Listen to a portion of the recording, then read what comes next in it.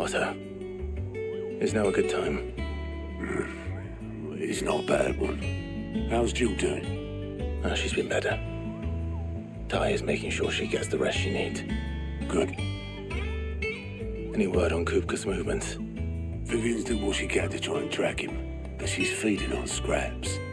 We've sent ours out to the curse breakers and our other friends in the west, asking them to keep their eyes peeled for anything unusual.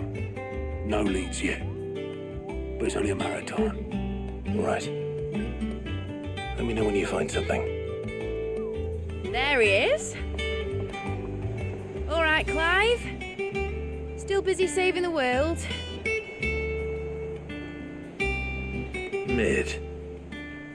When did you get back? Just now. What about your studies? Adjourned. Since Hugo Kupka invaded Rosaria. All the canvas in uproar about it. He's gone mad. He's turned rogue. It'll be us next. You try concentrating with all of that. All right. You win. How long will you be staying this time? Dunno. A while, most likely. Any road, while I'm here, I was hoping you could do us a favour. Mid. You can't just expect me to... Please, oblige her.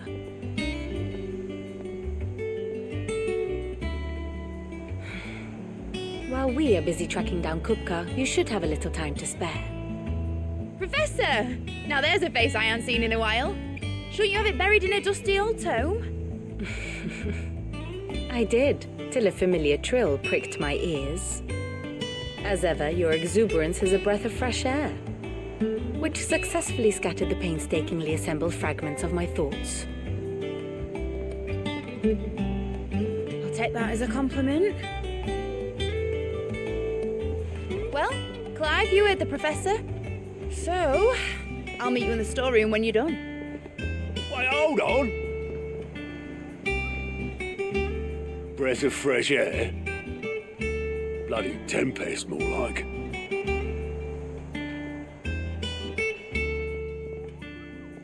Oi, Otto, you got my gill? Huh? What are you on about? My fee for bringing Mid across. She said you were paying. That little... The storeroom, was it? I wonder what Mid's plotting.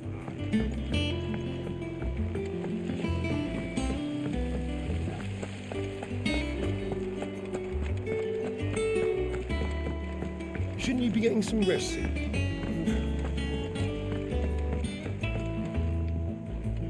You took your time. I'm a busy man, Mid. I'll get to the point then. I want to turn the room down there into a workshop like the one I had at Dad's place. Mid, you've only just come back.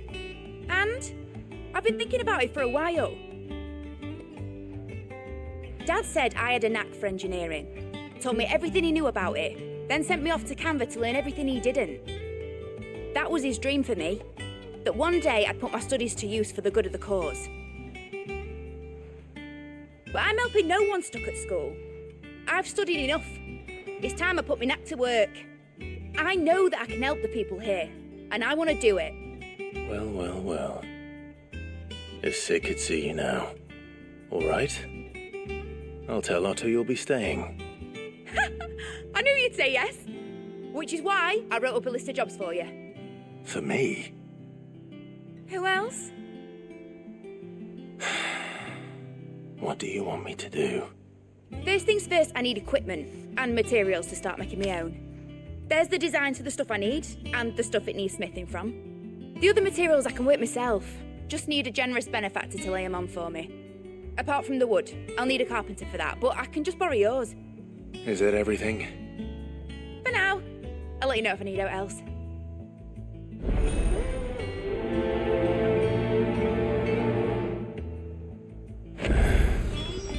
Where to start? Materials and tools. That means Karen and Blackthorn. Sid's gonna chop off Kupka's head this time. You were born in Rosalith, weren't you?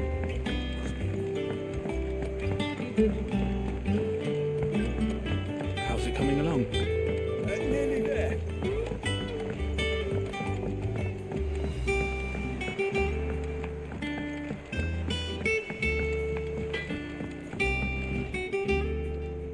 Blackthorn, you busy? What does it look like? I have a commission for you. From Mid. She requires certain tools. Do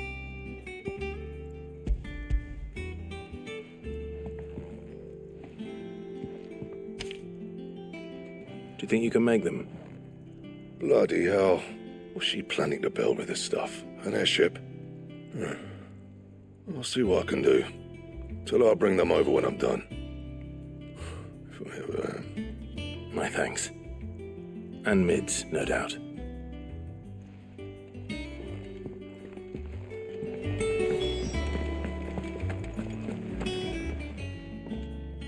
Was wondering where you'd got to. Mid's back from Canva. Have you seen her? Just now. She's planning to set up a workshop in the stores and ask me to buy her some materials. Here's the list.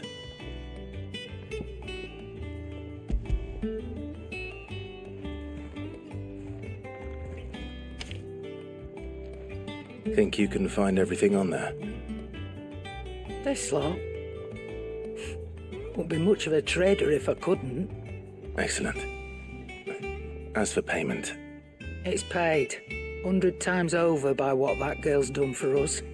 If it weren't for her filters, we'd have naught to drink but blight water, and that would have drained the life out of us long ago. indeed it would. I'll send the stuff on to Mid when it comes in. Thank you, Karen. That just leaves the carpenter. Let's see if Bardolph's available.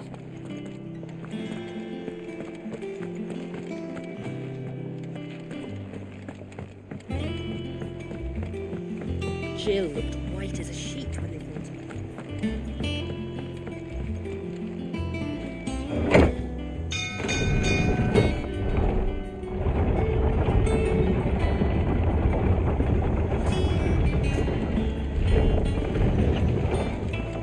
Do with a good oiling, this could. Should be enough to keep us. How do, Master Sid? Bardolph. Mid's looking to build a workshop in the storeroom, and she needs the aid of a skilled carpenter. So naturally I thought of you. Well, I'd love to help the young miss however I can. But I'm afraid I got my hands full just keeping this place afloat. There's holes need patching, and if I don't patch 'em, we'll all of us sink into the mere. I'd gladly spare Mid all the time I have, but the sad truth is, I ain't got none. I see. It don't have to be me, though, does it? What about that other fella? You know, the one over at Martha's Rest. Bernard, was it? That's right. And he is a friend of the cause. I'll ask Martha if she can spare him. Thank you, Bardolph. Least I could do.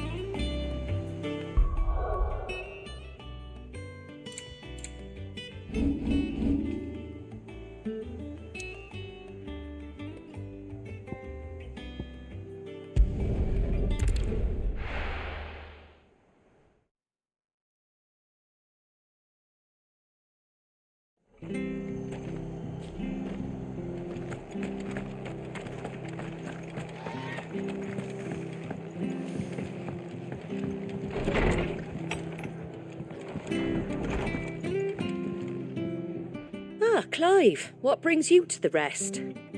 Our home finds itself in need of an extra carpenter. I wondered if I might be able to borrow Bernard for a short while. I don't mind if he don't. We're all friends here, aren't we?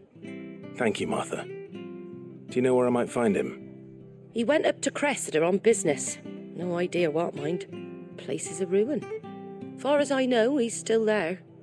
I'll look for him there then.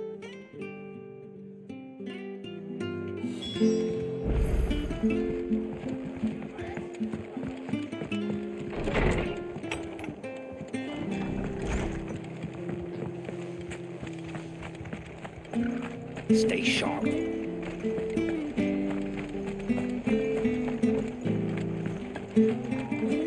She had a man a Grieger. Please, teach me how to fight. I'll spar with you.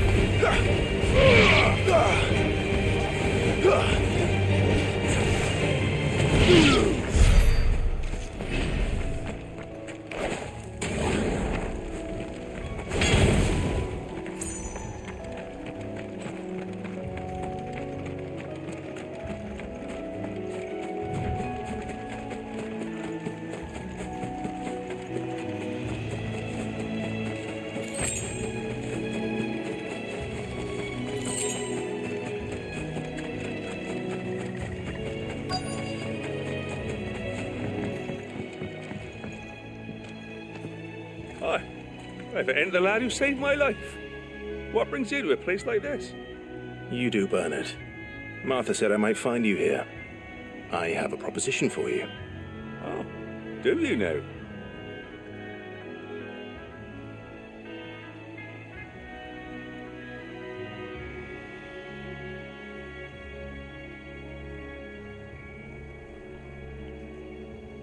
Building a workshop, you say?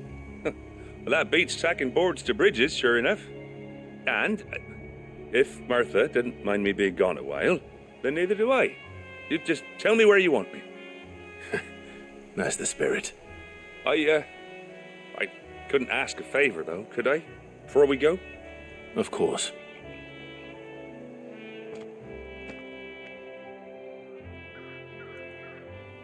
Well, that there is Cressida, where I grew up. Ain't much left of it now, though. Except my parents' graves. But I came up here hoping to visit. I even patched up the bridge to get across. Only to find the place crawling with fiends. But you're a dab hand when it comes to dealing with beasts and bogles, ain't you? Any chance you could, It's the least I can do. Well, thank you kindly. And take care.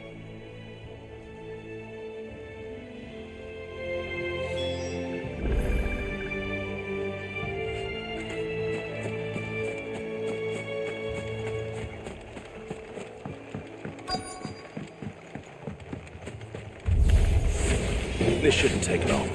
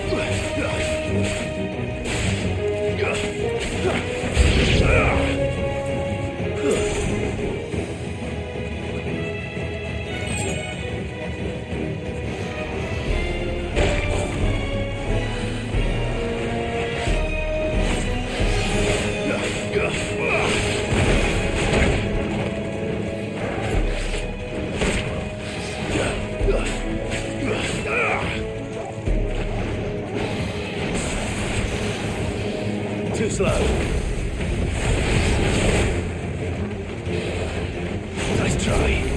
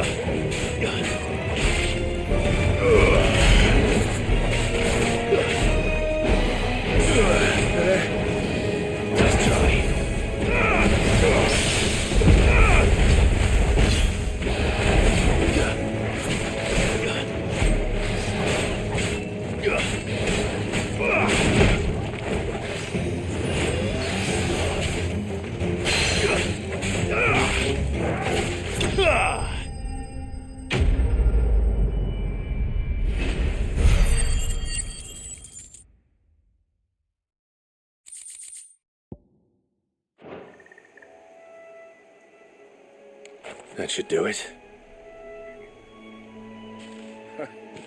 You made short work of that lot. Thank you, son.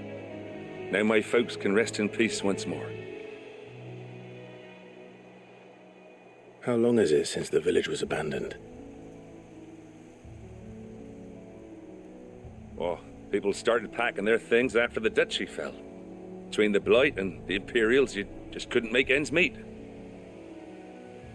Must be nigh on a decade since the last wagon left. Though it may as well have been a century, looking at the place. This isn't the Cressida I remember.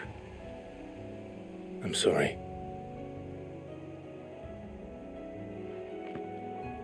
Ah, don't be. Can't live in the past, no matter how nice it might have been. As soon as I'm done saying a prayer for those that raised me, it's onto your hideaway. I'll meet you there.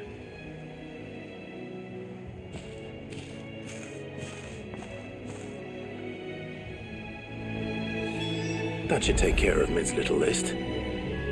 Better head back before she thinks of anything else.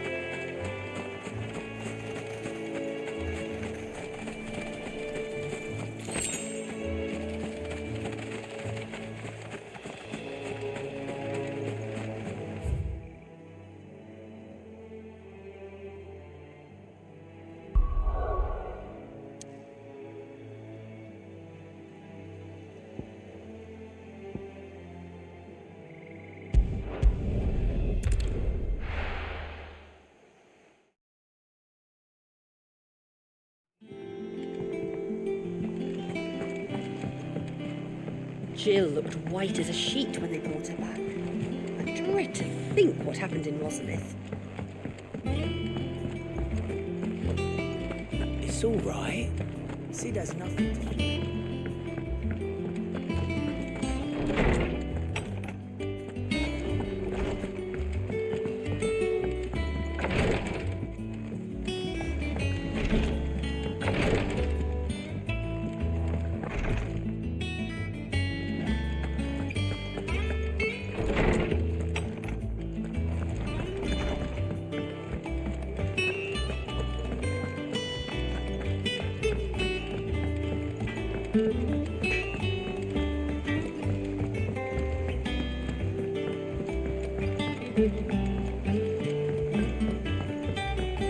How's it coming along?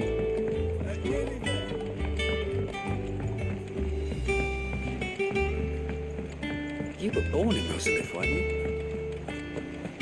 But I want to help Miss Mididor with her experiment. All right, Clive, you've all done then? I am. I've placed your various orders, and a carpenter by the name of Bernard is on his way from Martha's Rest. That's brilliant. Thanks, Clive. Is there anything else you need? Nope. Blackthorn and Lady Karen have already sent over everything I asked for, and I've got all my plans drawn up. So as soon as Bernard gets here, we can get to work. I can't wait.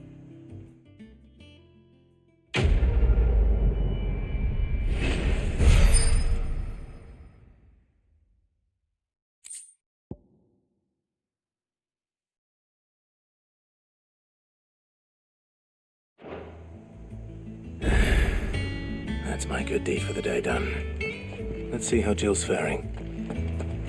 Shouldn't you be getting some rest soon?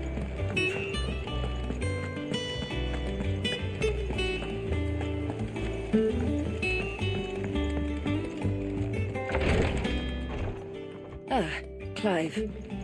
Talia, how's Jill? Recovering, but she still needs her rest. Of course. Take good care of her, won't you? I'll do my best. Oh, Gav was looking for you. He said he had something to show you in the shelves. The shelves. Oh, that's right. He went to ask Harpocrates about Torgor. He must have found something.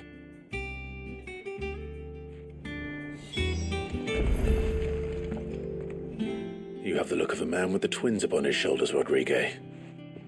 Talia has tasked me with removing a Cursebreaker's brand.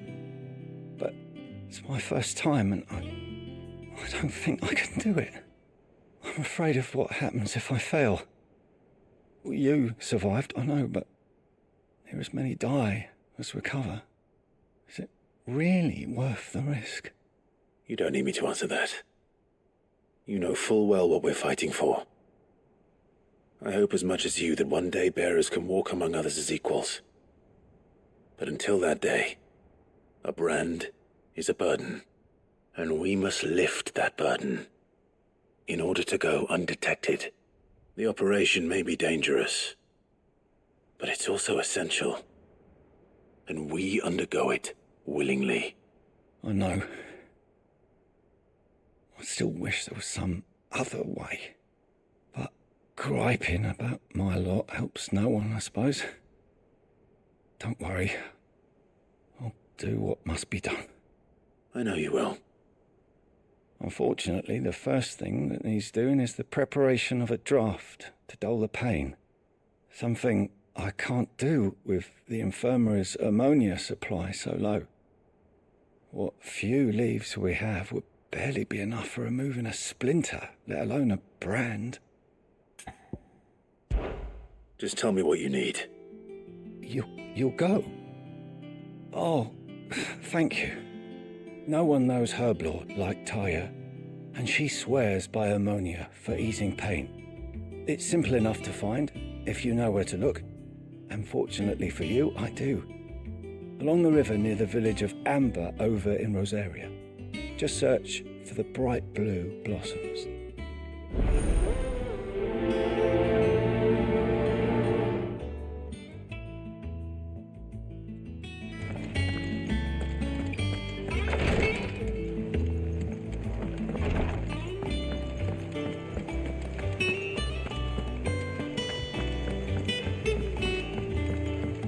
The little uns have been up to their old tricks again. Do you have a moment, Sid? A team of curse breakers has gone missing near Northreach. Which team? Coles. They were sent to liberate a carriage of bearers before they could be smuggled to market. They were moving in for their assault when the carriage was attacked by goblins. A cursebreaker managed to release a Stolas amid the confusion, but... this was days ago. They should be back by now, but I've heard nothing from any of them. I can't help but worry that... They know the work is dangerous. But I'm sure they're fine. But what if I've got them all killed? Before they go out, I always remind them why we're doing this, what they escaped, and what we're freeing people from. But I never really thought how my words might affect them. What risks they might take because of the things I've said. I'll go and find them. We'll both rest easier knowing they're safe. Thank you, Sid. And I'm sorry to trouble you with this. The plan was to intercept the slaver somewhere in the Dragon's Eyrie. I can't tell you much more than that, I'm afraid. That should be enough to go on. If they were there, Torgal will track them down.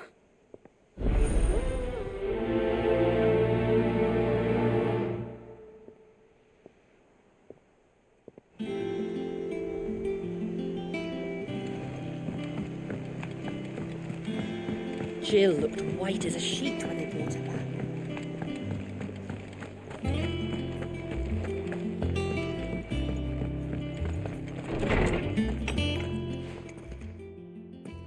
Clive, where have you been? I've been wanting to ask you something about Torgal. Where did you get him, like, in the first place? My father brought him back from one of his expeditions into the Northern Territories. They were crossing a snowfield when they heard his cries, and, seeing no sign of his pack, they took him in. What do you reckon, Tomes? It certainly adds weight to the theory. Clive, I believe that Torgal may be no mere hound, but a rare frostwolf, an animal native to the far northern reaches of Valisthea. In one of our oldest bestiaries, I found reference to a frostwolf who served as guardian to an ancient queen of the north. Such was his mastery over ether, he could cast magics on command. His name was Fenrir. Fenrir the Frostwolf. Now, the annals do not state it explicitly, but I have reason to believe this queen was a dominant of Shiva, a girl from the Northern Territories and her faithful hound. One awakens as the dominant of Shiva, and the other?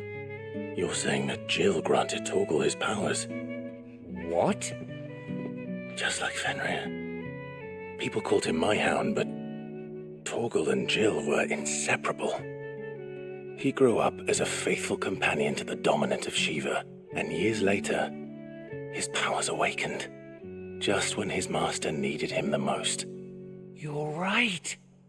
If it weren't for Torgal blasting those bastards to Kingdom Come, Jill would have been for it. Quite. Though Torgal's power is his own, his latent birthright as a frostwolf, it had only to be unlocked. Oh, get you, Torgal! You're an even finer hound than we thought. And regarding your original concern, you need not fear for Torgal's health. Why, the beast has the appetite of a behemoth. Just this very morn, I found him with his nose buried in my nuts.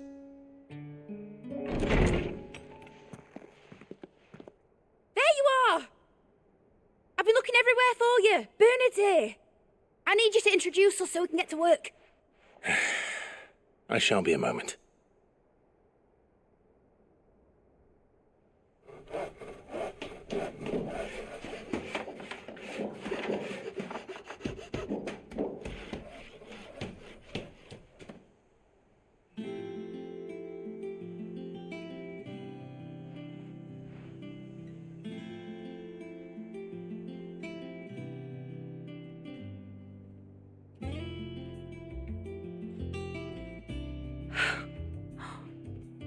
it brilliant? It is. Well, I couldn't have done it without you.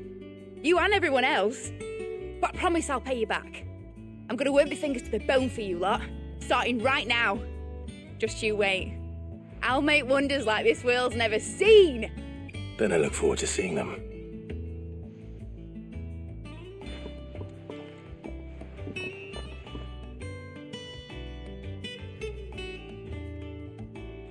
Now that that's settled, I wonder if Vivian's made any progress tracking down Kupka.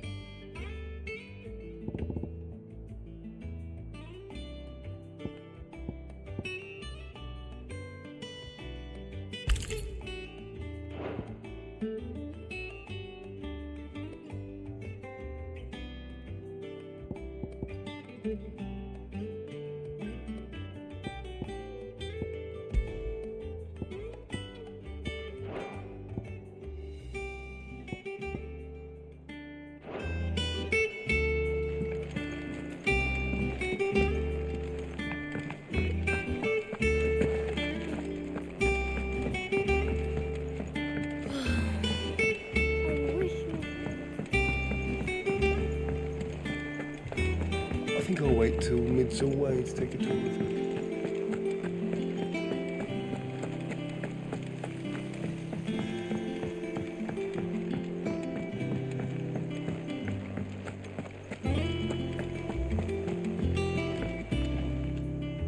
How goes the hunt for Kupka?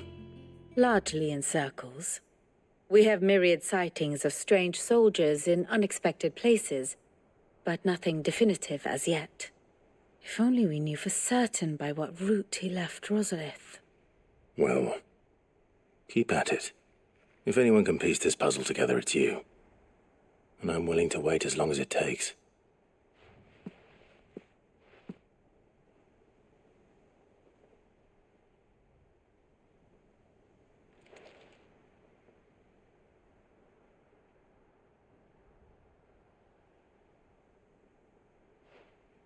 What?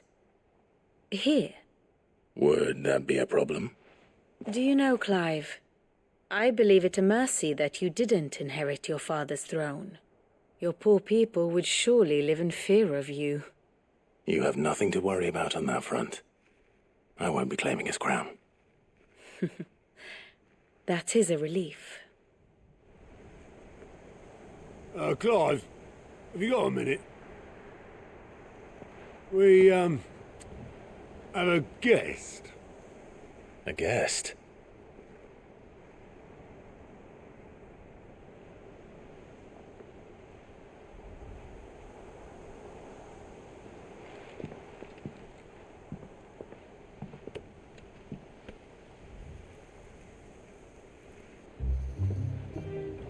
For your trouble. It was a pleasure, in hindsight. Uncle Byron? Clive, my boy! Tap a cask and stoke the ovens, for your favourite uncle is here!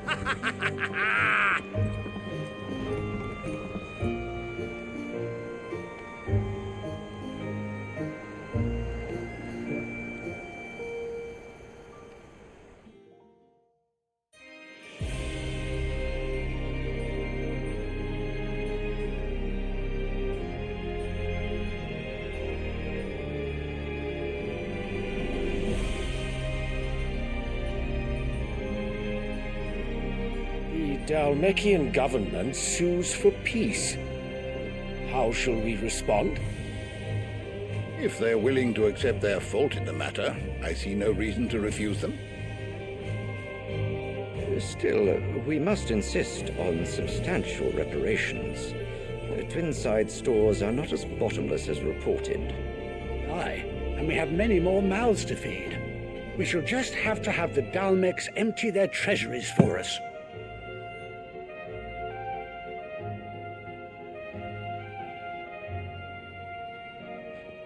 Of course, none of this would have been possible without your timely intervention, Prince Olivier. Indeed, I doubt any of us would have had the courage to trade words with the mighty Titan, nor less the wit to win him over. The Empire owes you a great debt. May the blessing of the crystals go with you, Your Highness. May the blessing of the crystals go with you. Very good.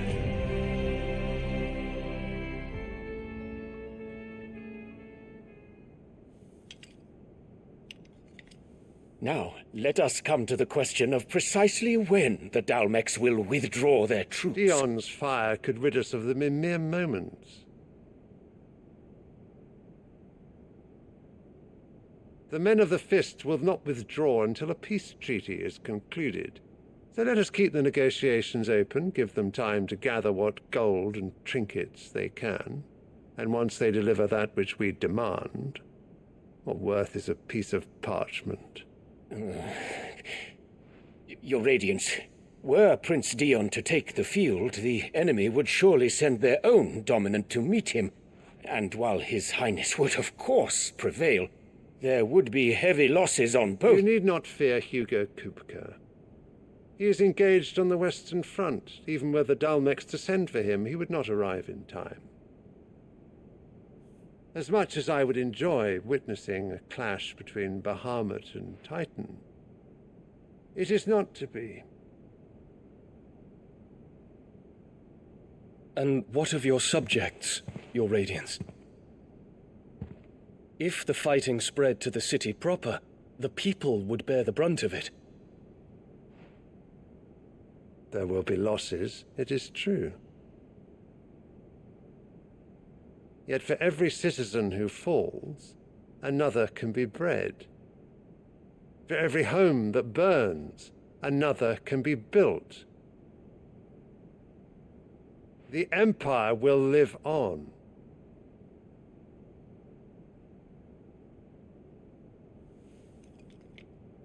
Dion? Yes, sire.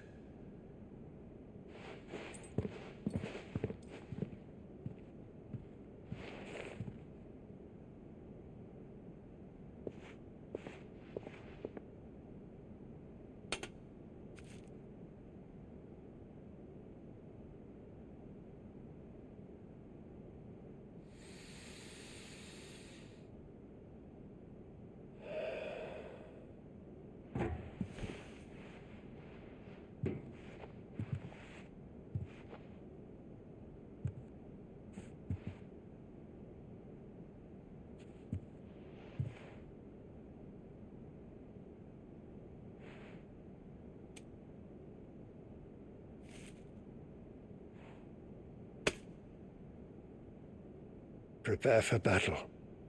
But sire... Do not make me repeat myself. Return to your camp and await my orders.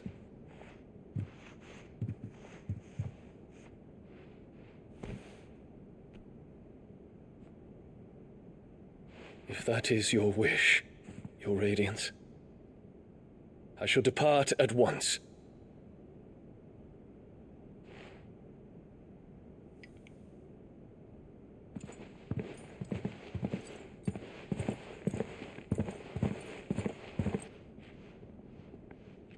May Gregor forgive you.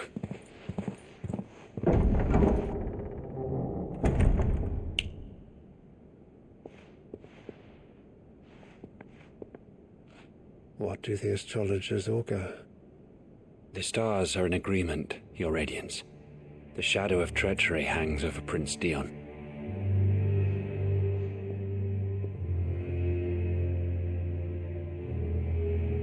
So Annabella's tales were true. You disappoint me, Dion.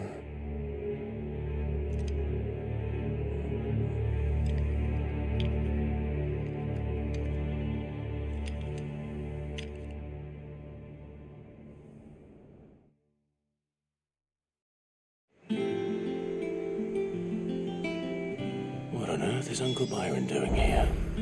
Only one way to find out.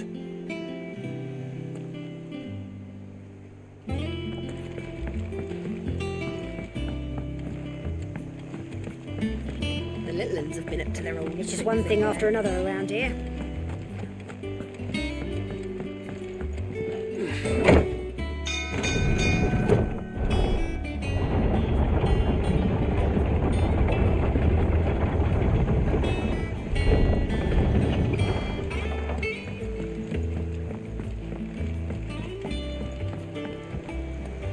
Ah, my dear nephew, how I've missed you. How did you find this place, Uncle? Through the good offices of young Sir Wade. He really is the most helpful fellow. As are you, I hear. The Guardians and those they freed tell the most outlandish tales of your heroics in Rosalith. Which is why I came, to learn the full truth of the matter. Sort the fact from the fiction, so to speak. You were working with the Guardians of the Flame to evacuate the people of Rosalith to Port Isolde. I was, aye. Then I have questions for you. Please, come inside, Uncle. Gladly. You there? There are 2,000 gold talents in those chests. See that they're added to my nephew's coffers, would you? 2,000?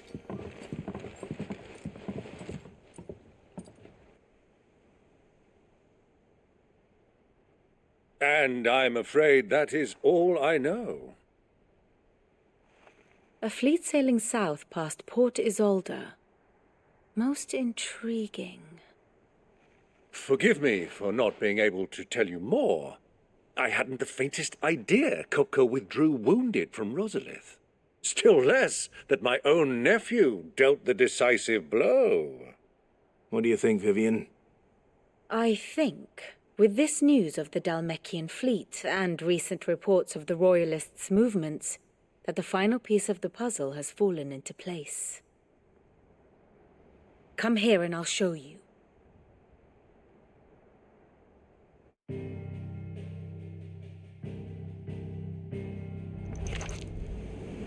It is known that Kupka's forces entered Rosaria via its unguarded coast. So can the same be said of your visitors from Waloed? Certainly her Royal Navy is famed for the efficiency with which it bears her knights from one battlefield to the next. And in the Einherjar, or Black Galleon, she boasts a vessel nigh as swift and every bit as feared as the kingdom's legendary cavalry. A fitting flagship for a land apart, her naval presence being crucial to her ambitions beyond Ash. Yes, it seems safe to assume that the Royalists did indeed enter Rosaria from the sea. So then, had you a vested interest in Titan's survival, whither would you take him? Why, home to Drake's Fang, a place rich enough in ether to conjure the magics needed to mend his hurts. Or would that not entail an arduous voyage around the southern cape? Let us say that the Royalists did put ashore with a mind to spirit Kupka away from under your very nose. Could that truly have been their plan for him? To load him aboard one of the ships flying Republican colors sighted off the coast near Port Isolde. To spend weeks at sea, being tossed hither and yon by unforgiving waves, his life hanging in the balance. No. The journey would mean Titan's death, and Kupka's faithful creatures would not allow it. So what then was the plan of our Waluda friends? Reports suggest they made not for the coast, but for the desert. And by cutting through the Velcroy, a party traveling light would have Titan back in his bed days before a galley could lurch into port. To wit, it was the Royalists, not the Republicans, who effected Hugo Kupka's safe retreat. I would stake your life on it.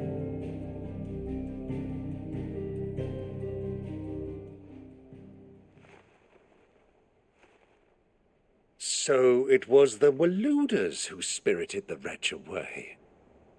Now I think about it, there was something a little strange about the ships I saw. The men seemed almost crestfallen, as if in mourning, as if they believed, or were made to believe, that their master was dead.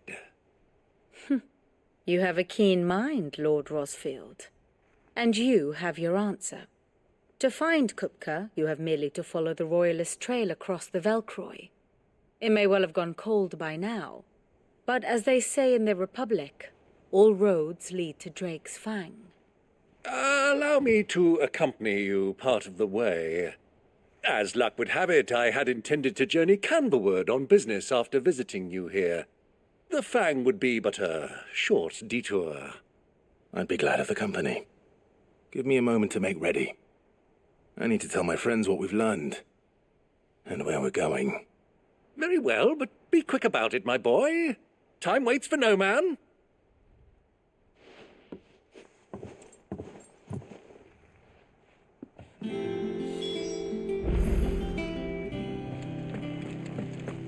Mid's finished outfitting her little workshop. Otto, Kupka's at Drake's Fang. I'll be leaving before sunset. You're not going in there alone, are you? Don't worry. I'm not going there to destroy the Mother Crystal. All I'm after is Kupka's head. I won't risk any more than I have to. I promise. The Lanza and the Fang are all Kupka's personal fiefdom.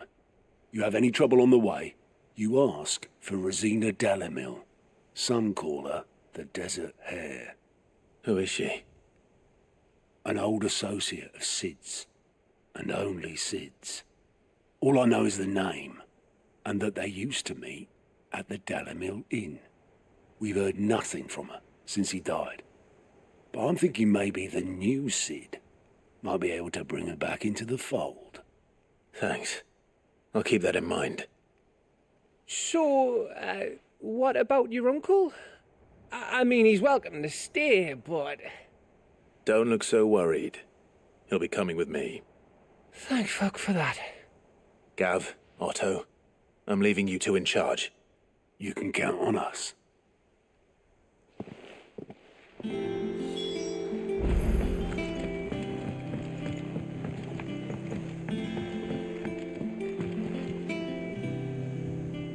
All right, Uncle. I'm ready to depart. Shall we? We shall. Come, let us away to adventure.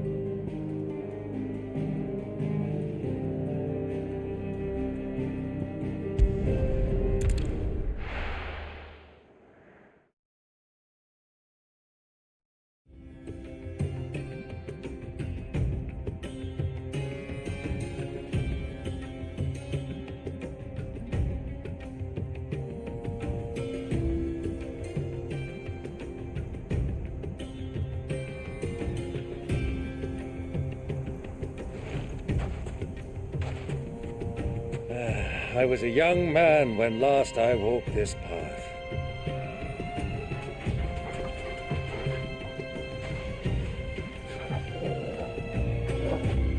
There's an old trading post not far from here. The road to Drake's Fang leads through it. The trading post it is.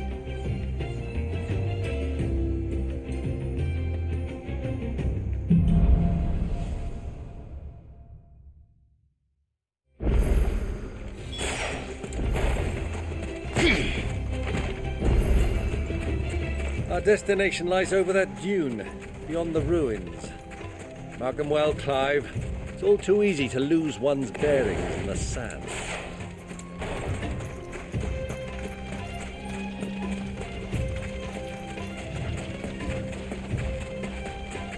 Many years ago, when you were just a boy, you and I rode this way together, accompanying your father on a scouting expedition to Drake's Fang. He let me come with you. I'm not surprised you don't remember. It was just before Joshua was born. You were so eager to be there when your brother arrived that you whipped your Chocobo too hard on the journey home and fell from the saddle. I shall never forget how Elwyn fussed over you as you sat in the sand, bawling like a babe. Yeah!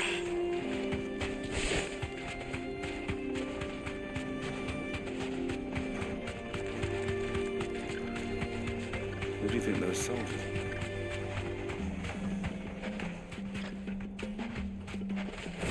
So...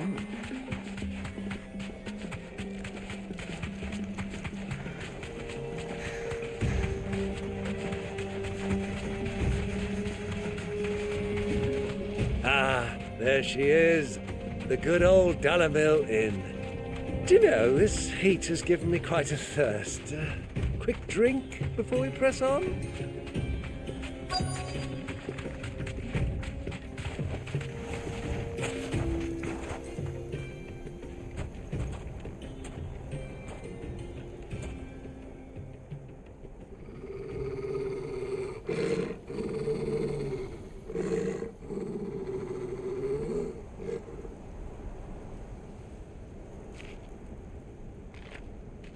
Look, there.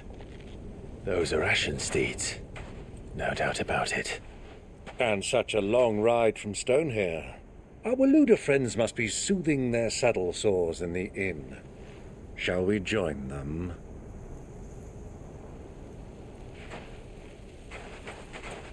Run along and play now, Torgal. Dogs aren't allowed inside.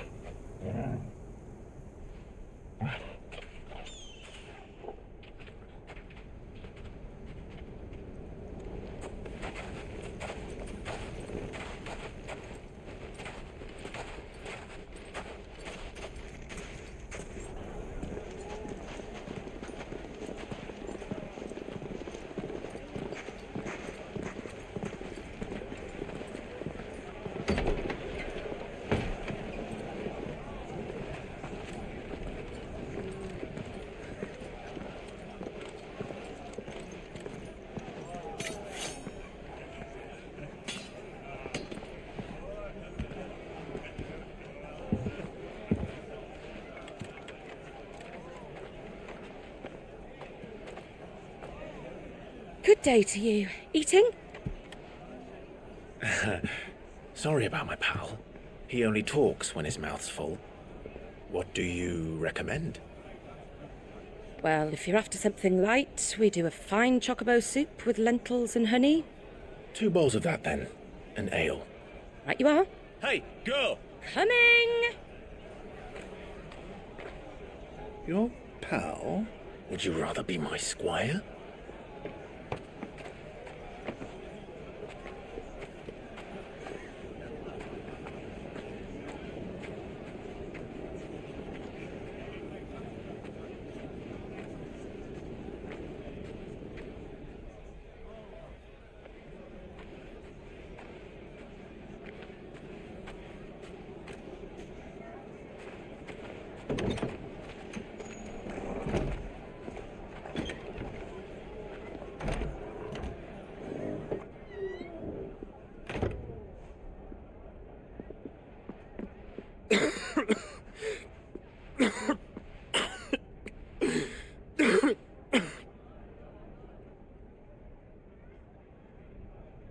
Your Grace, it is plain you are not yet well enough to travel.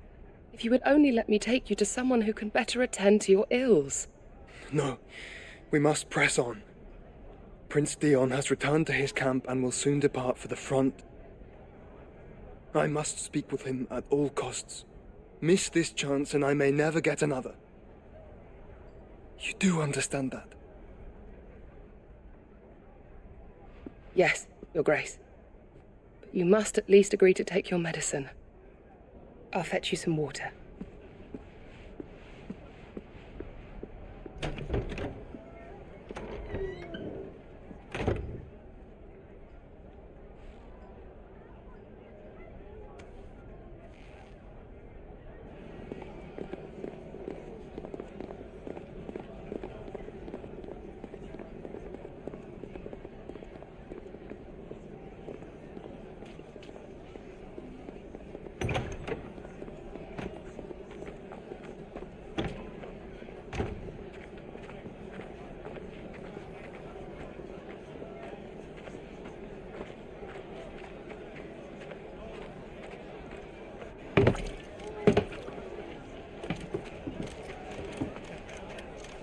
Keep watch, they tell us.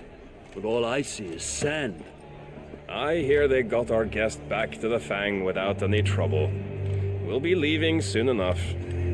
Why the Lord Commander dragged us all this way just to save that blockhead Skim, we'll never know. Dominant or not, he's a bloody idiot.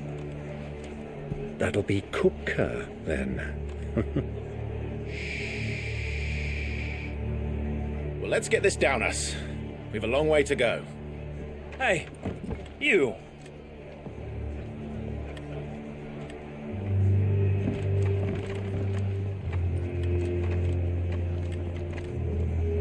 Uncle?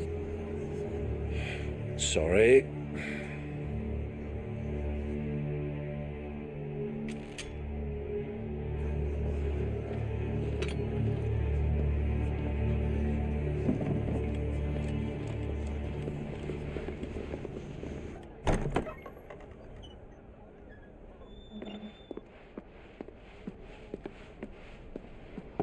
Can you walk, Your Grace? What's wrong? I fear trouble may be brewing downstairs.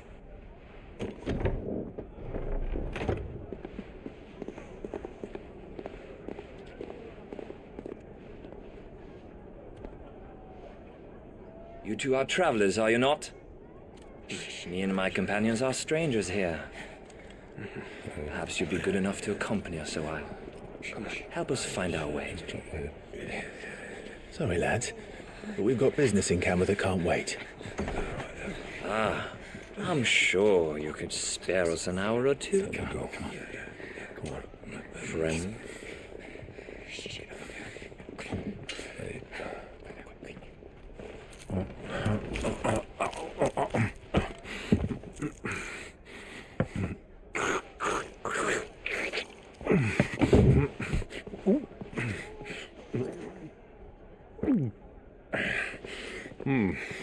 I'm afraid we don't have a moment to lose.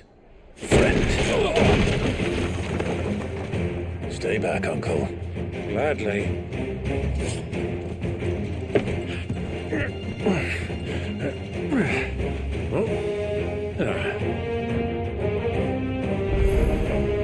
It's the outlaw. Take him. Try it.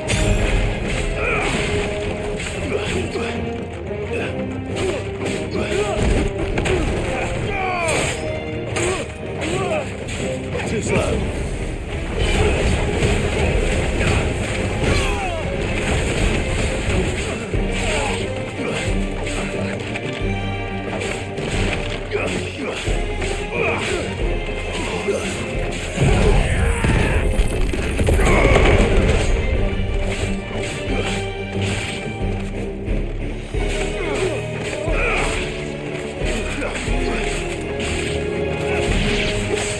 Bravo, my boy! Just like that!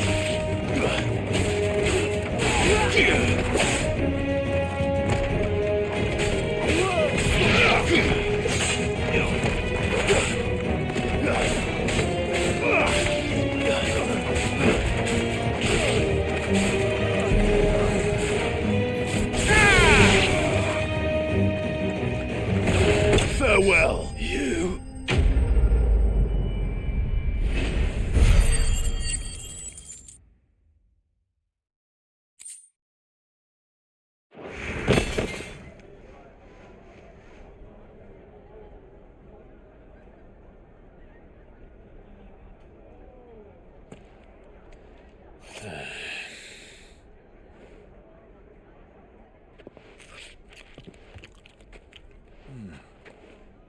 For your trouble.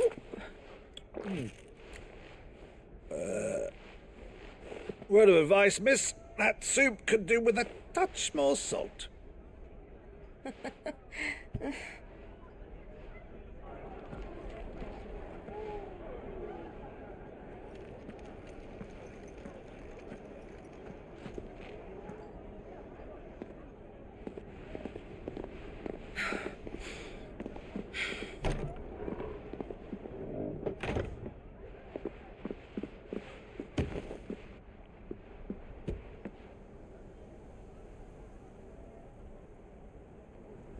Now's our chance.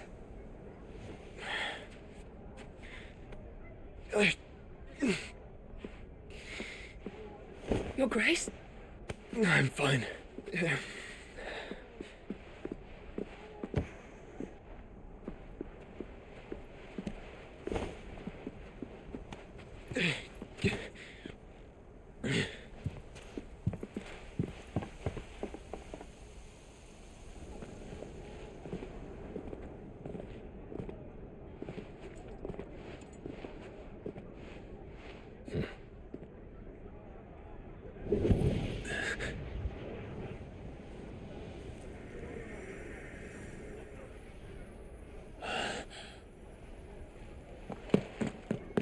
Clive?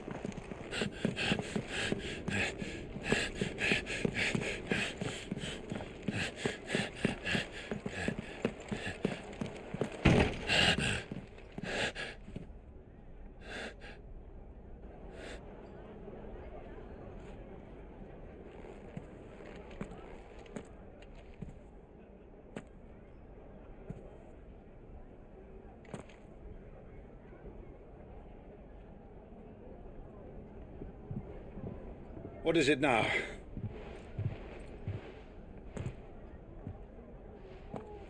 It's nothing. Let's go.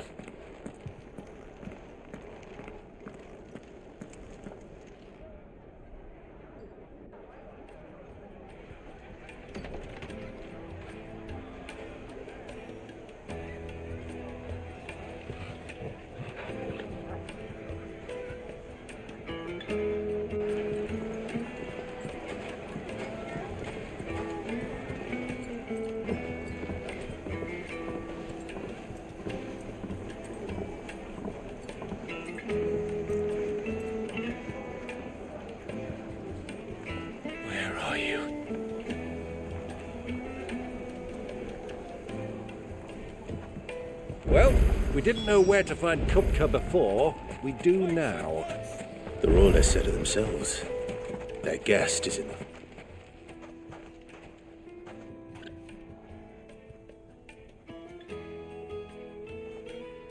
Ah, they've closed the road. And it's the only way from here to the Fang. It would seem Lord Kupka is not accepting visitors at present. We have to get through that gate. Not by force, I trust. We've attracted quite enough unwanted attention already. By guile, then. Perhaps the Desert Hare can offer us her aid. Rosina Dalamil, woman of mystery. But how will we find her? We know naught of her but her name. And that she was working with Sid. Sid's other collaborators have all been people of means, the wealthiest and most successful members of their communities. I'll wager this Rosina Dalamil is the same. That would certainly help to narrow the search. We need only inquire as to who is in charge of the town. And that's exactly what I mean to do.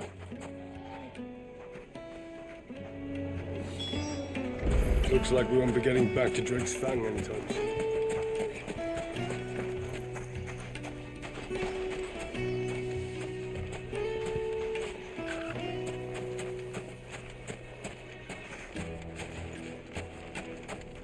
Lighted, for Gilbert's sake. You're a bearer, aren't you?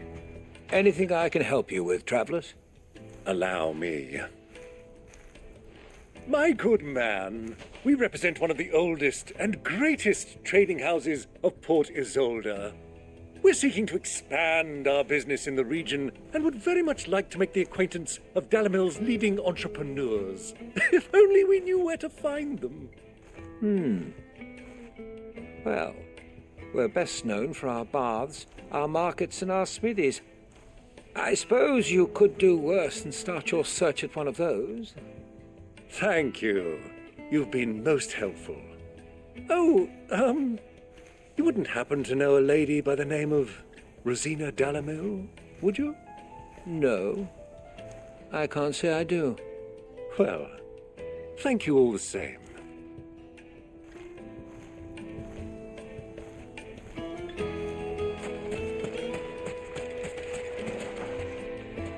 What do you want? Can't you see I'm busy? I won't keep you long. I'm looking for someone. A woman by the name of Rosina Dalamil. Do you know her? Never heard of her. Is that all?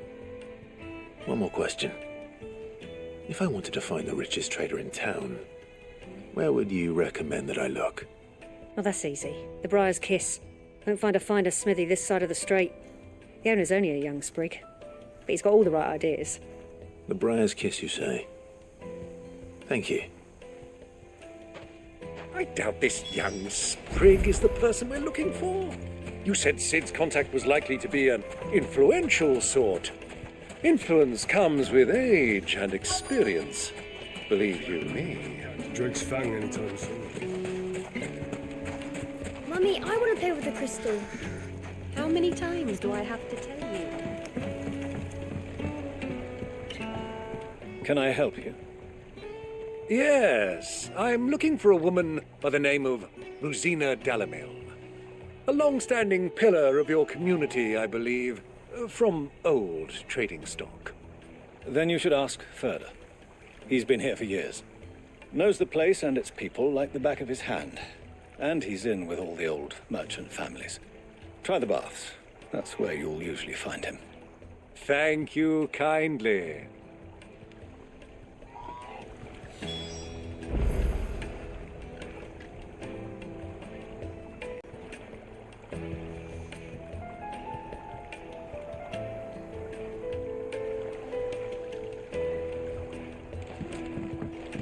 Well, it sounds like we have our man.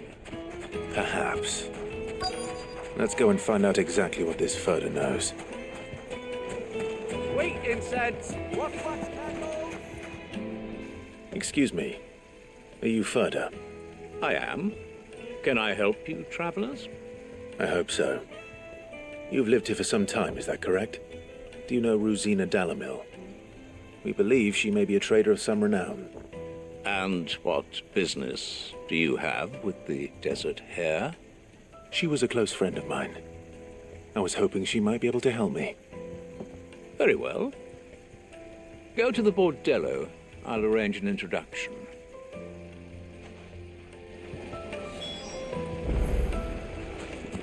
Do you think we can trust him? Only as far as I think he trusts us.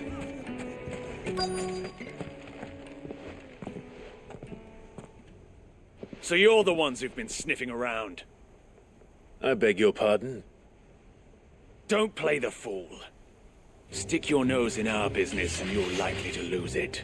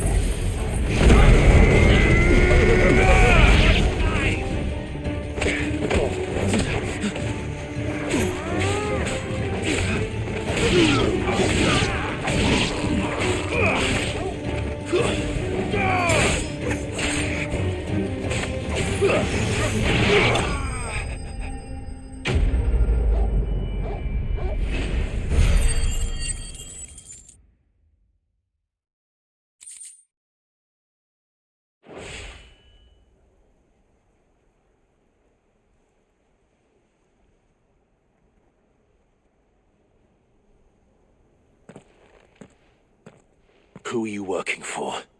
Him or her? Him. The boss. He wanted us to test you. Though one could hardly call that a test. Lord Ferda? Look what the cat dragged in. Your skill with a blade is rare indeed, my lord. A fitting talent for an outlaw. You know who I am. So what now? Call in the men of the Rock and collect the bounty? That isn't my decision to make. Our work is done. Take him to meet his precious Rosina. She will be interested to make his acquaintance. Yes, my lord. To the Lock of Leisure, then. To the Lock of Leisure.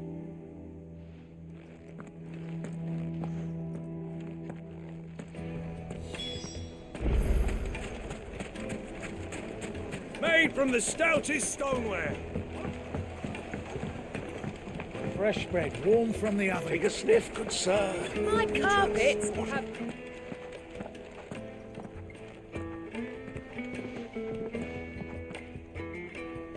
Is this the place? Chocobos Forge.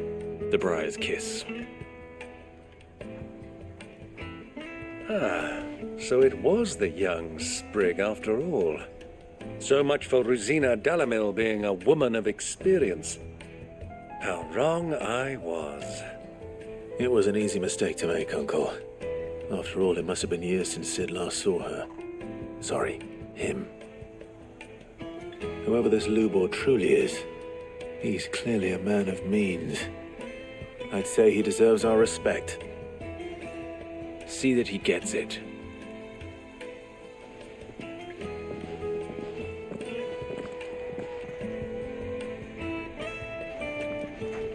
Lubor, Lord Ferda told me to bring them to you.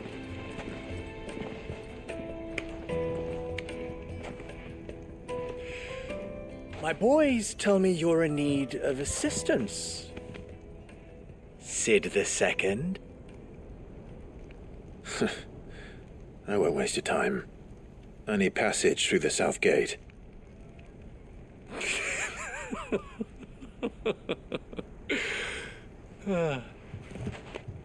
Tell me, what do you think is a merchant's most important commodity?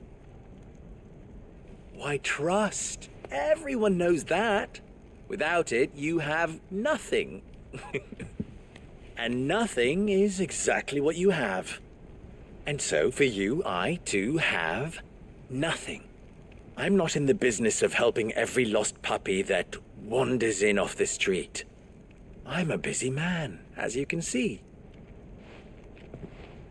Let's leave this mummer to his farce. By all means. Find someone else to help you on your way. Just be sure to tell them you're not the two travelers from the inn the guards are looking for.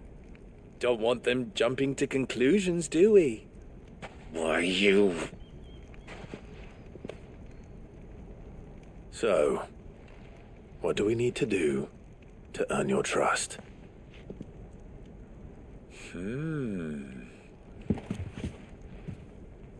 I like this one. Willing to do whatever it takes to get what he wants. Ha! Men like you have a special place in my heart. Why, you ask? Because they get me what I want. Always. Fine. So what do you want? Don't tell me you're going to listen to this swaggering scruff. We might as well hear him out. It's only natural that an ally of Sid's would seek assurances of strangers. Assuming he is an ally, of course. 5 years ago, he would have still been a boy. And yet even then I had more good sense than a man, 5 times my age? But enough of the pleasantries. We were speaking of what I want. I want you to put an end to the trouble in Dalamil. Return to me when you have done so, and you shall have my aid. Until then, I bid you good day. What trouble? If you're going to give us orders, be clear about them, damn you! Manners, Greybeard. One catches more damselflies with honey than with vinegar. What did you call me? My apologies. A word of advice in recompense. Follow the crystals. Oh, but that was 3. Oh, I'm making this too easy for you. Ha! It will be easy. Solving his little riddle should be like dealing with him. Child's play. Let us divide our forces, Clive. I'd rather not drag this parlor game on any longer than we need to. All right. Good luck, Uncle.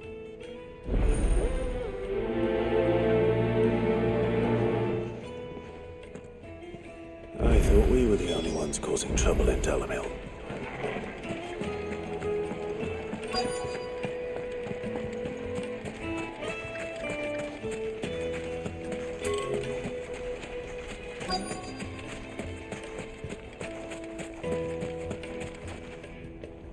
Do you have a moment? Depends what for. Just a question. Dalamil seems to be thriving compared to the other villages I came through on the way. Is there a reason for that? Well, we're a stone's throw from Drake's Fang, for one. The soldiers guarding the Mother Crystal and the shipments need a place to spend their hard-earned gil. The men of the Rock throw their money about like there's no tomorrow. Is that so? Well, thank you. Don't let me keep you from your work any longer.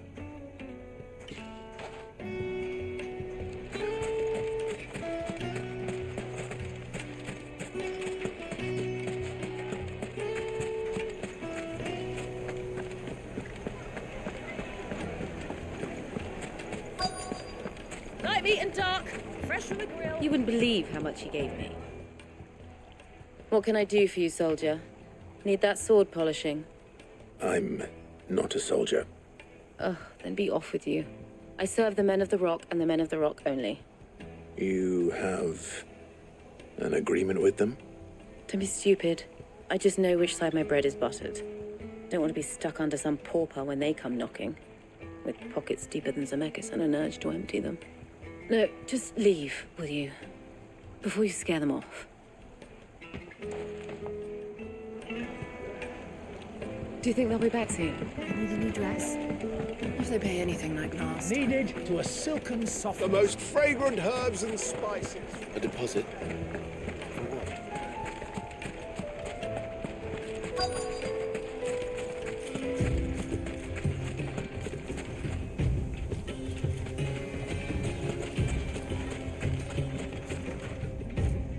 Excuse me.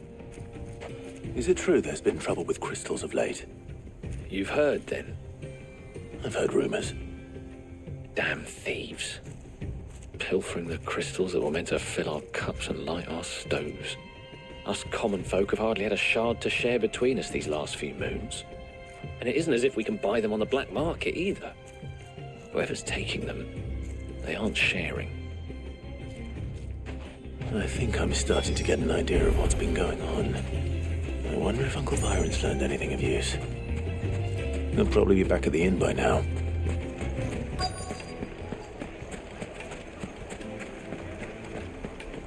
Why is the tavern shut? It's you, the one who broke all our furniture. What do you want? Haven't you caused enough trouble already? I'm looking for my pal. Have you seen him? The gentleman who was with you?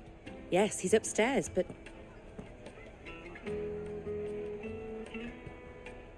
Thank you. I'll go and fetch him.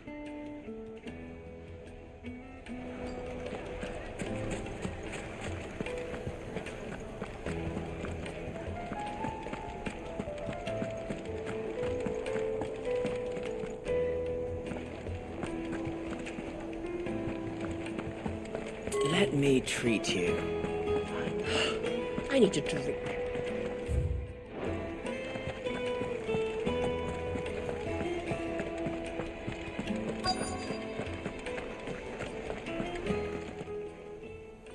Huh?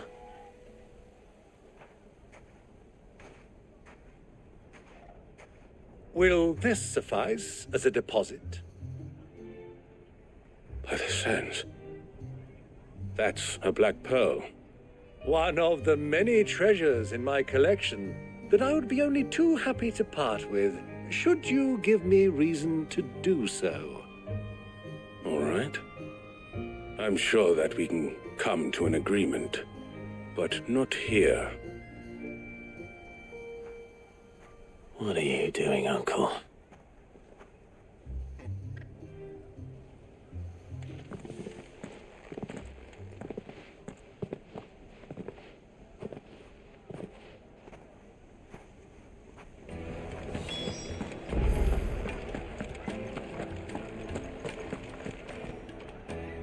Care to explain why you're giving gifts to Kupka's men? Bait, my boy. One cannot catch one's prey without it. And I do believe I've snagged us quite the quarry. I started by asking around the markets as to where I might purchase crystals. I had no luck, of course. It's forbidden to trade in such things. But my uncharacteristic indiscretion just happened to attract the attention of those uniformed ruffians. They took me aside and said they could procure the crystallized sort if I proved I could pay for it. So the pearl was your proof? I thought they'd ask for more. A second-rate specimen like that would only fetch 500,000 or so. A small price to pay for admittance to the underworld. But enough about my little act of subterfuge. What did you discover? That the supply of crystals has dried up of late. And some people seem to think they're being stolen. Meanwhile, members of Kupka's private guard have been spending money all over town. I'll wager those soldiers you've been talking to have been siphoning off crystals meant for elsewhere, and pocketing the profits. I'll wager you're right. We'll meet with them then, just as you arranged, and put an end to the trouble Lubor spoke of. Ha! That preening popinjay thought this would be difficult. It just goes to show one should never underestimate a Rosfield. We'll soon wipe that smirk off his face. I arranged to meet with the soldiers in a secluded corner of the Velcroy, far from prying eyes. The perfect place for a spot of double dealing. I trust I can count on your support if things turn sour.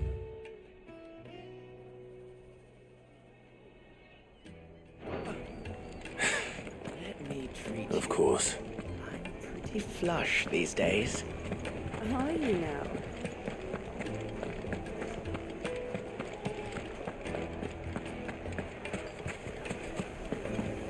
Why is the tavern shut?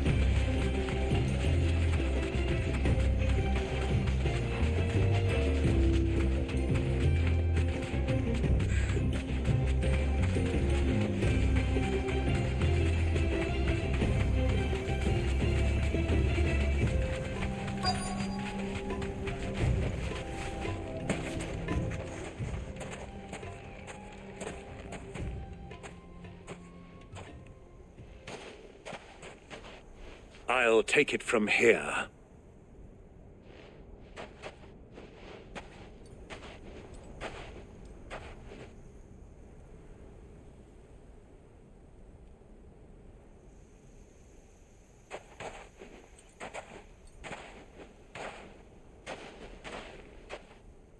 I was beginning to think you weren't coming, my lord. You've brought your contribution? All the silver and stones I could scrape together at such short notice? You brought the whole 500 talents. That was the price we agreed upon, yes? If you've no objections, I'd like to see the crystal. Of course. Right this way, my lord.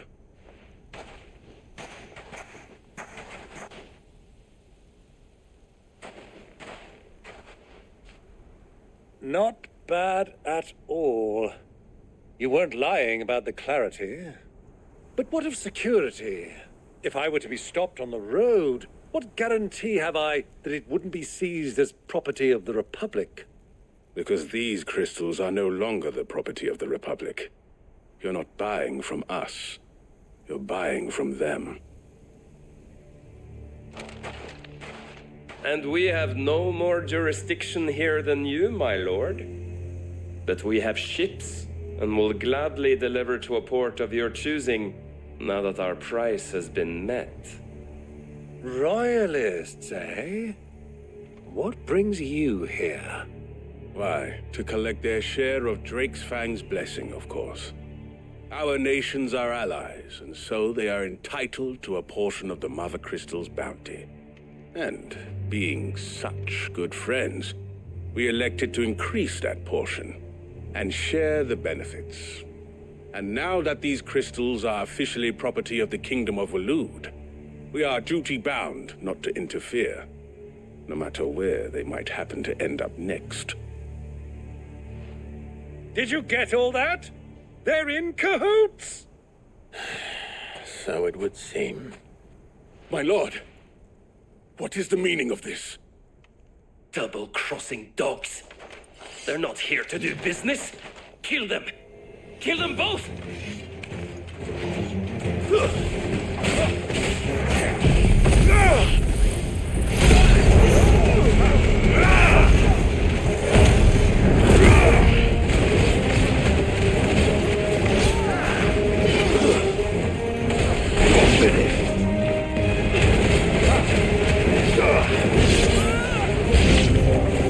It's not over yet, Uncle. Good. I'm just getting warmed up. Let us scratch.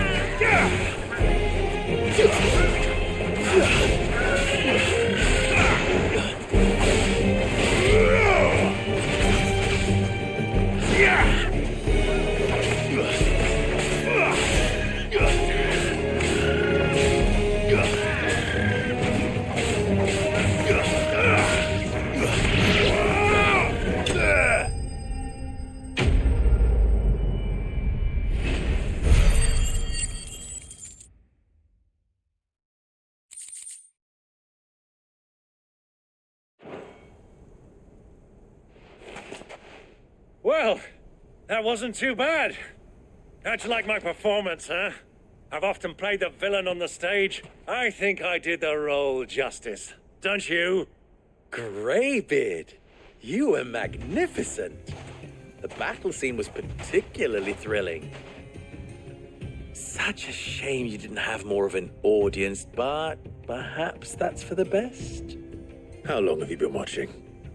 Long enough to witness your uncle's sordid transaction. I hardly expected one so venerable to degrade himself so thoroughly, buying one's way into the confidence of degenerates. Ingenious. This was the trouble you spoke of. The men of the Rock taking Crystal's men for the common folk and conspiring with the Royalists. Well, now it's over. Indeed it is. The people of Dalamil had scarcely any means of redress against Kupka's men, let alone a foreign army. Until you two came along, that is.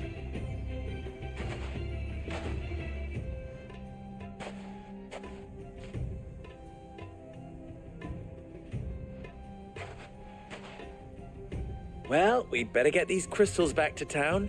You won't mind waiting with them while I fetch a wagon.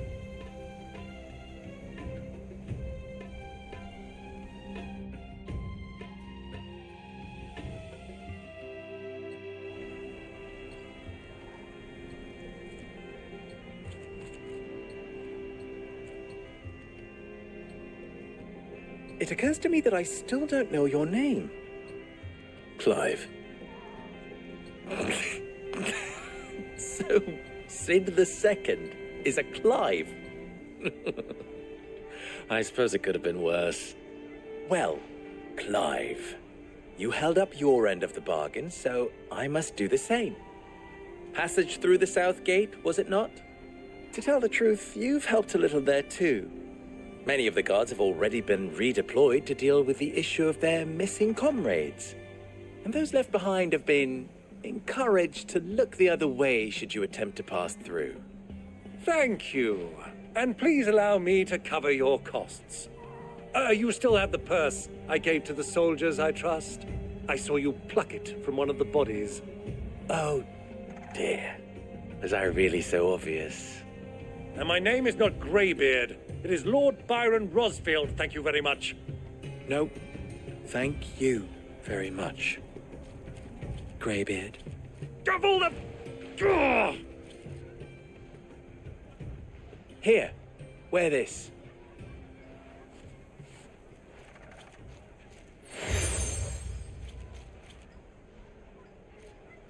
Any friend of mine who sees you with it shall be a friend of yours. Thank you, Lubor. And please, feel free to send one of my Stoluses back to your people. Tell them that Rosina Dalamil is back in bed with Sid.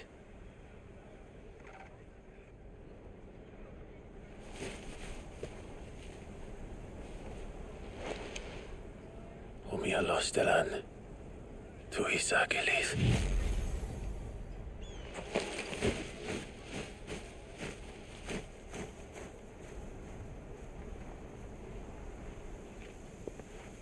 I'm trusting you, Sid. Or should I say, Clive. So be sure not to let me down.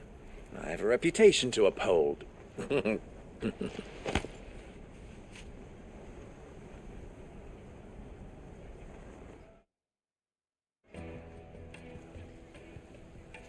Well then, I wish you a safe journey south. Thank you. Not at all. It was my pleasure. Come on, Uncle. Let's go.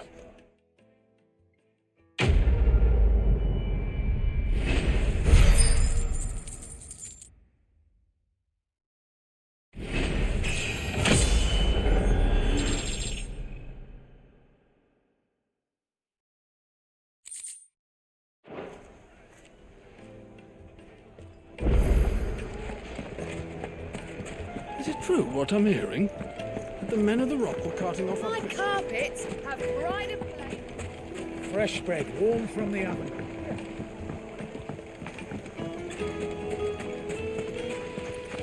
everything I've worked for. All those years of toil. Every coin I've ever earned is tied up in this place.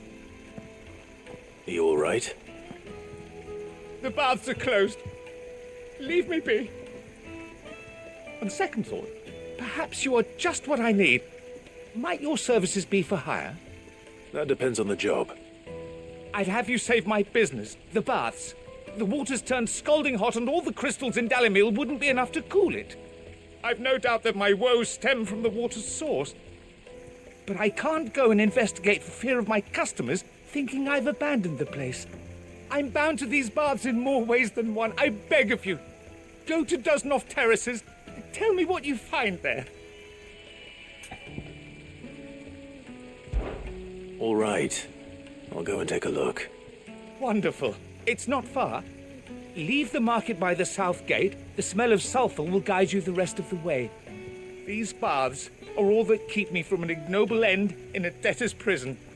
My livelihood, my very life, is at stake.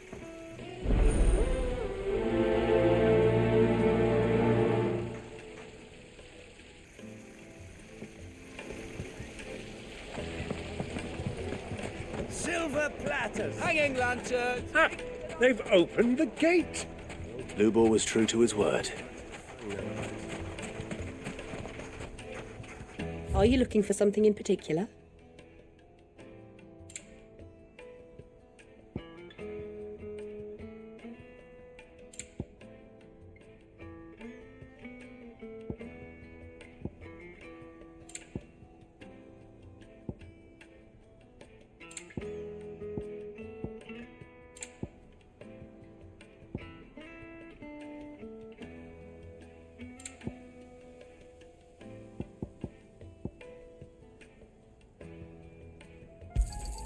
An excellent choice.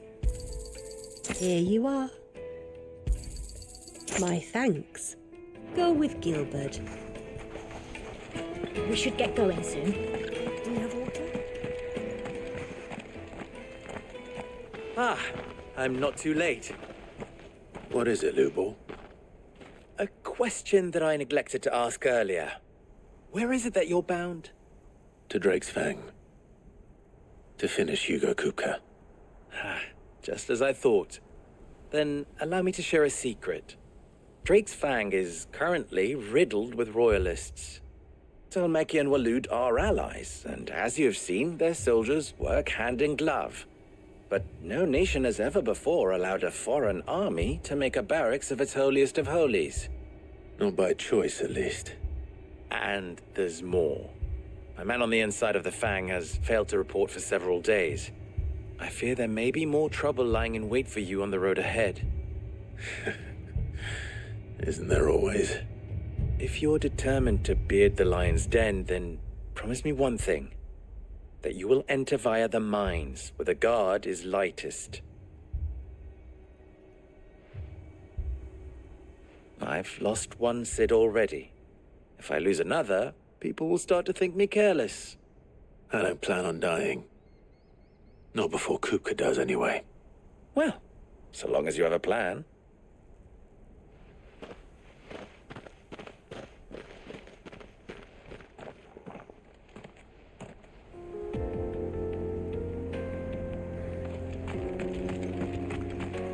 Drake's Fang should be just beyond these springs. Shall we press on?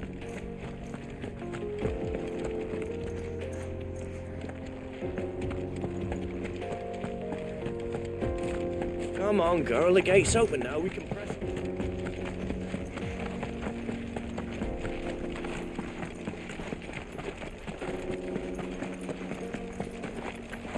What the hell are those things?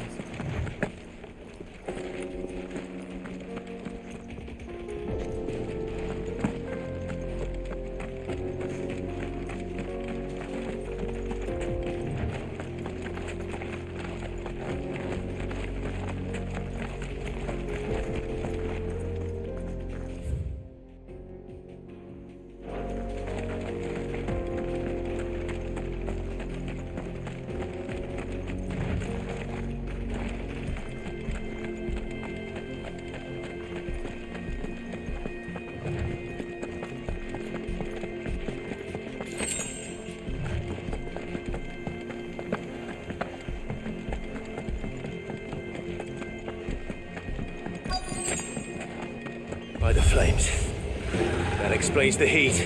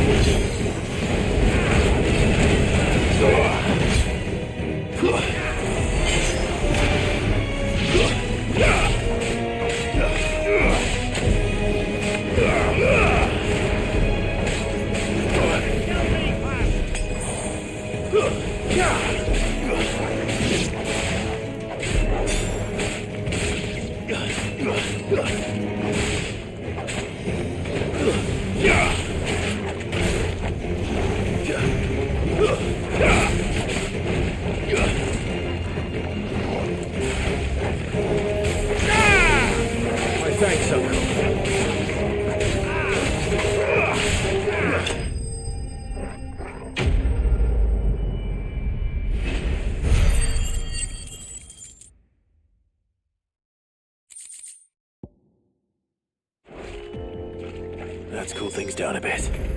Let's hope it's enough to keep the baths from boiling.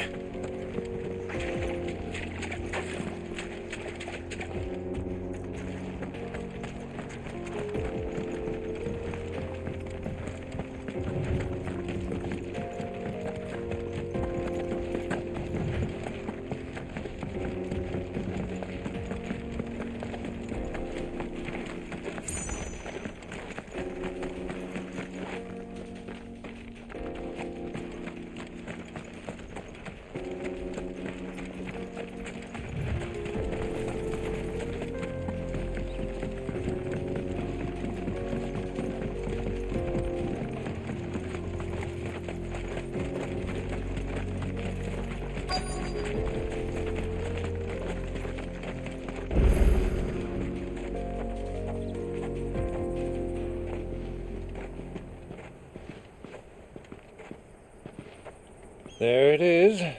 Drake's Fang.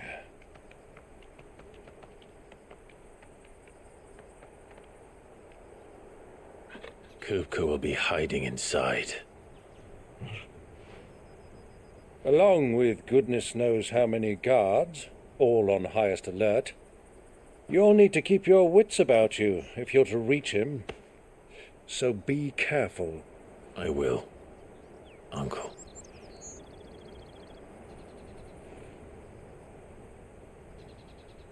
Before you go, Clive, allow me to apologize.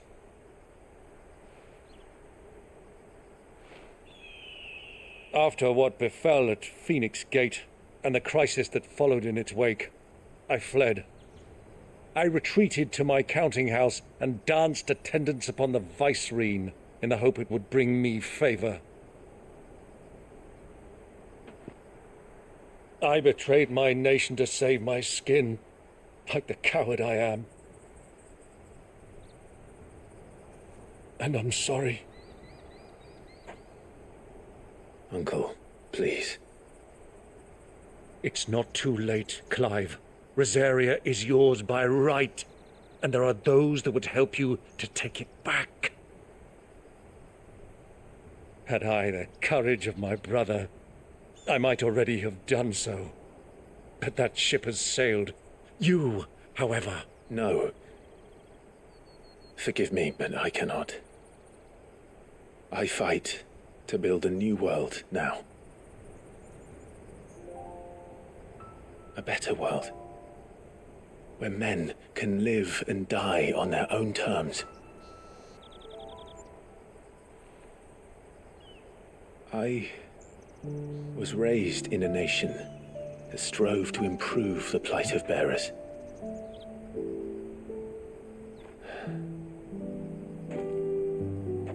Only later did I realize that spark of freedom did not arise by chance, but was kindled by my father. You would see me follow in his footsteps. And that is exactly what I mean to do. Not by ruling Rosaria, but by extending his ideals to the whole of the twins. Though every soul in the realm may judge my actions heresy, I am certain my cause is just. You really are just like him, you know.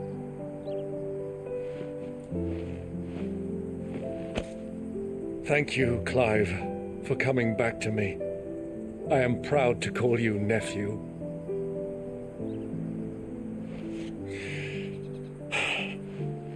Well then, this is where we must part ways. Wish me luck in convincing my Canvarian friend to share his considerable talents. I mean to plunder his coffers and prove myself worthy of a place in your merry band. Till then, my boy. Till then, go safely, Uncle. And you, nephew. We have much to catch up on, you and I. I shall expect you to regale me with the tales of all your adventures when next we meet.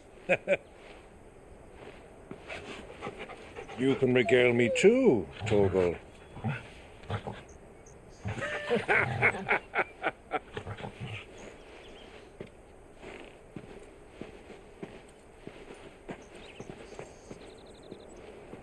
I'm coming for you, Kupka.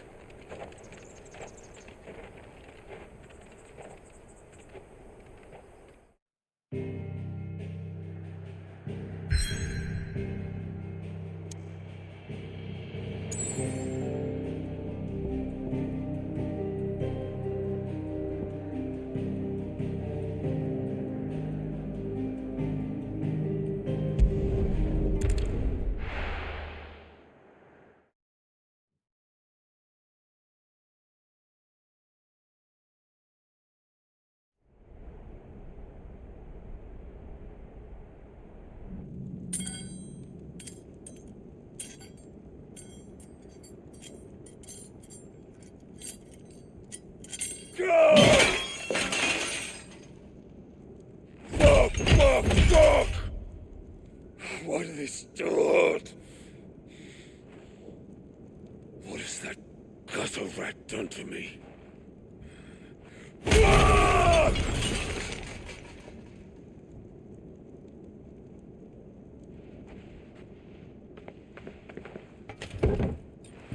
Out of my sight, witch! I'll kill you, Rosfield! I'll rip out your heart! I'll tear you limb from limb! Peace, Hugo. The table shan't hurt you any longer. He sought to humiliate me. Me! If you hadn't interfered, he would be dead! You truly believe you would have triumphed had the battle continued? Titan would have ground him into dust! And how would he have done that without his head? Shut up! You weren't strong enough, and you call yourself a dominant. Or rather, you did. You mock me, Harbert.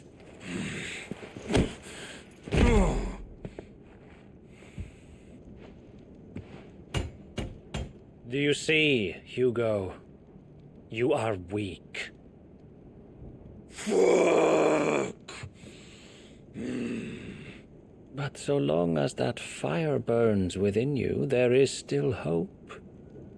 There may yet be a way for you to take your revenge. Tell me, what must I do? Please, I'll do anything. Just tell me.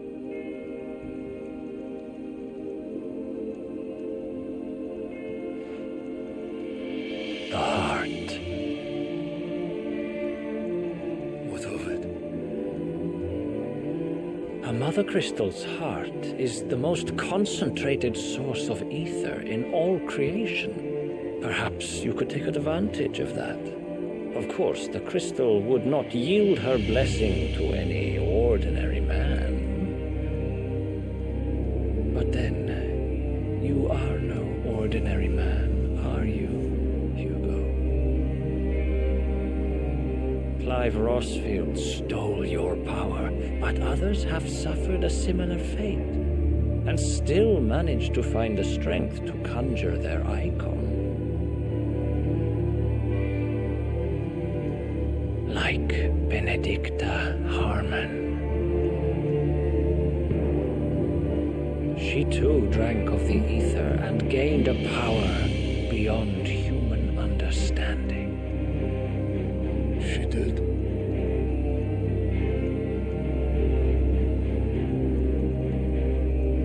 Benedicta. Benedict.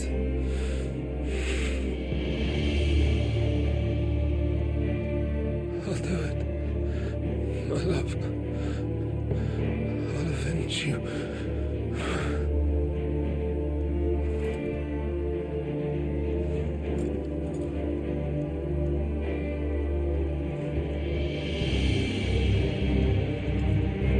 Run along now, Hugo. You need only follow the night.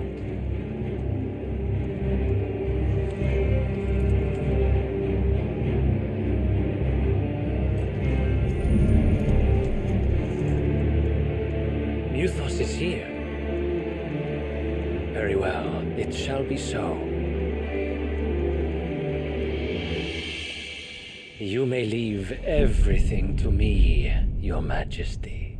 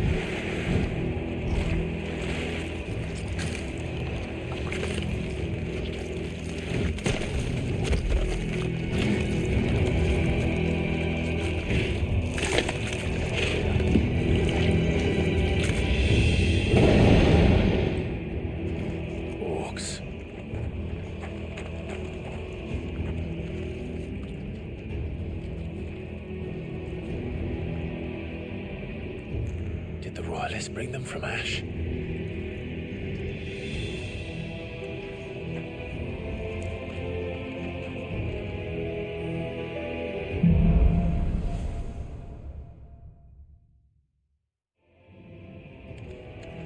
Are the Beastmen part of the Waluda army now? How the hell did that happen?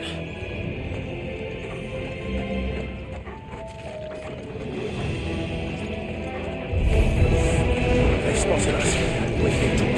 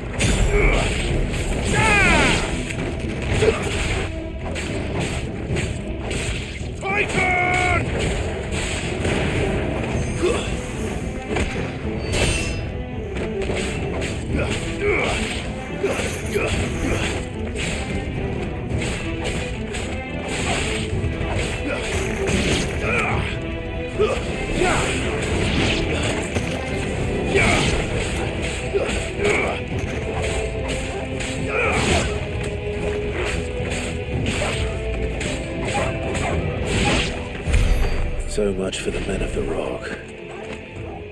Dalmekia's finest.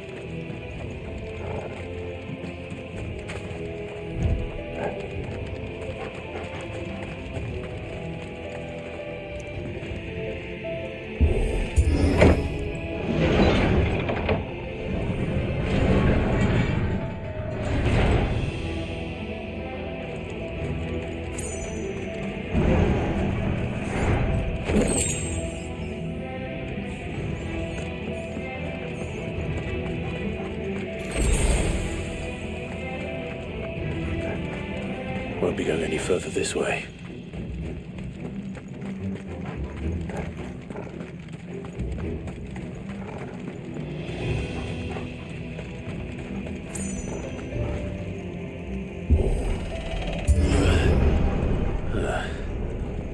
Stairs. This must be the way out. All right.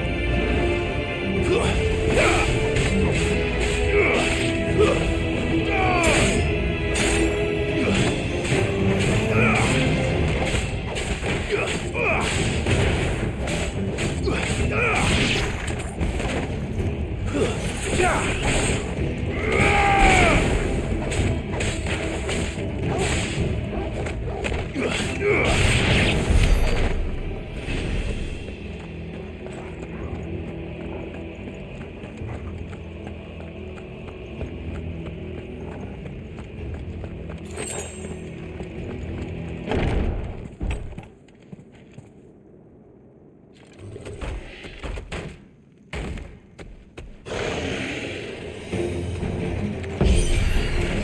I won't be sneaking past this one. How did it get in here?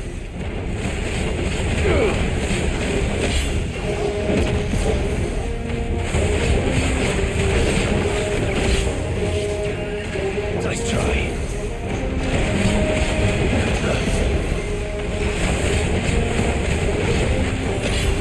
Too slow.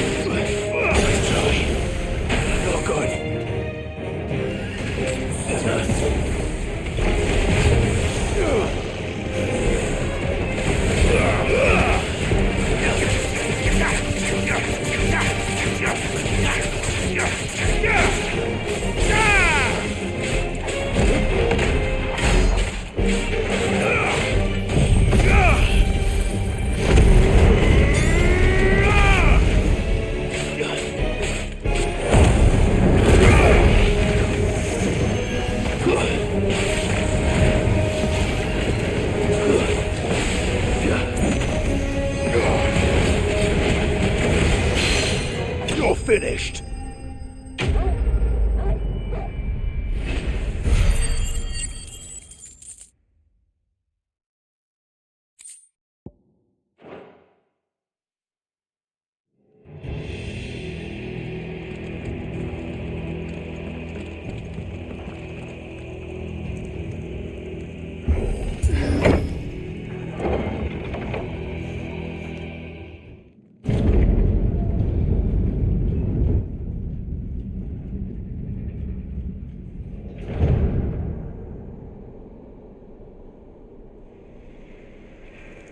Flames.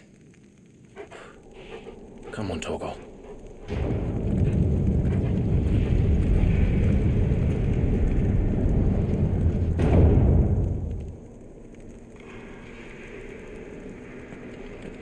Kuka never did do things by halves. As if taking the Mother Crystal for his own wasn't enough. He had to build his castle in it.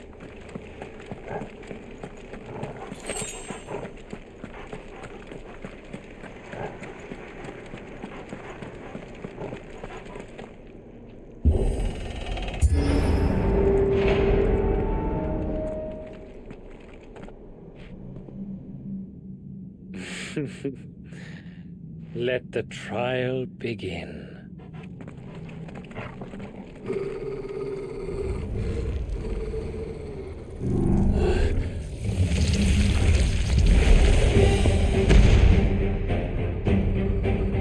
What the hell? With me, Torgal.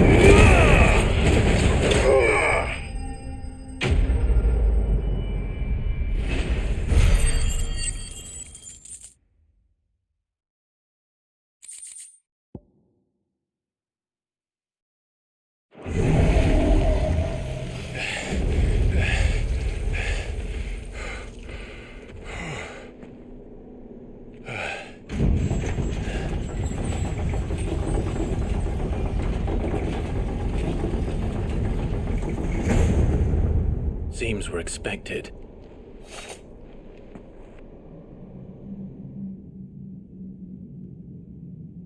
So this is the power of Mythos.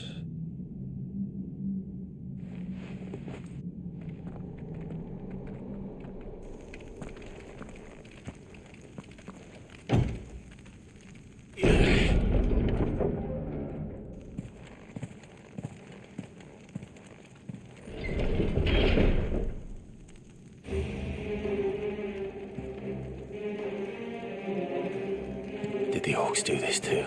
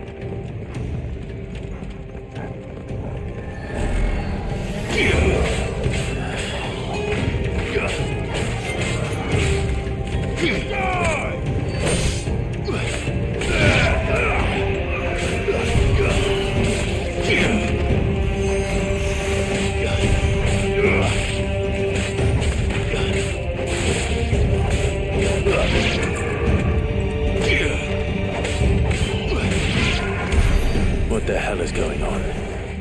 Are these things here for me? Or for him?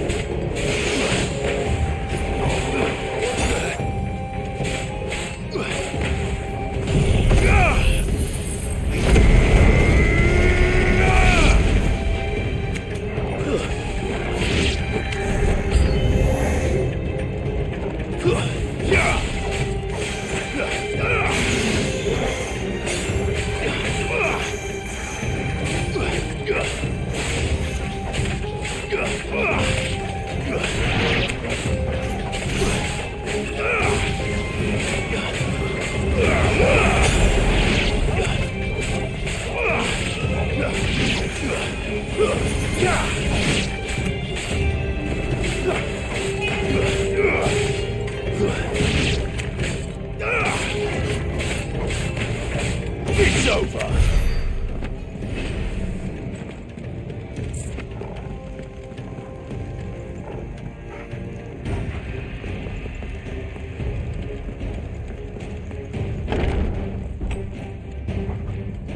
First orcs, now these nightmares. Is this your doing, Ultima?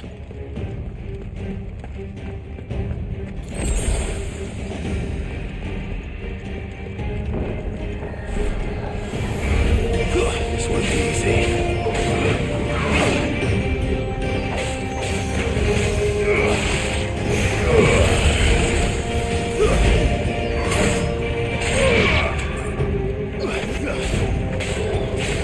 Too slow.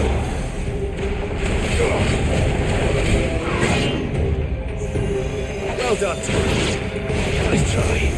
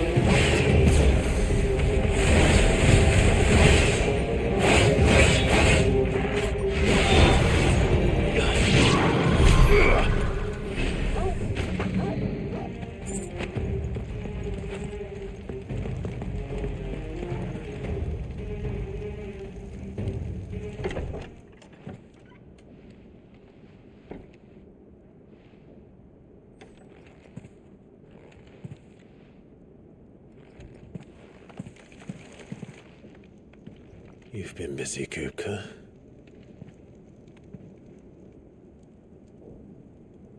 But where did you go?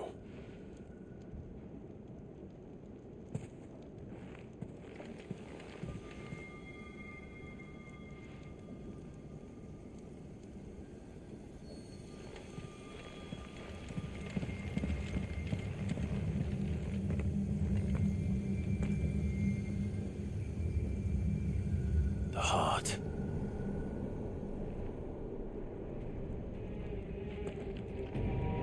He's in the sanctuary. I can feel it. Come on, Torgal.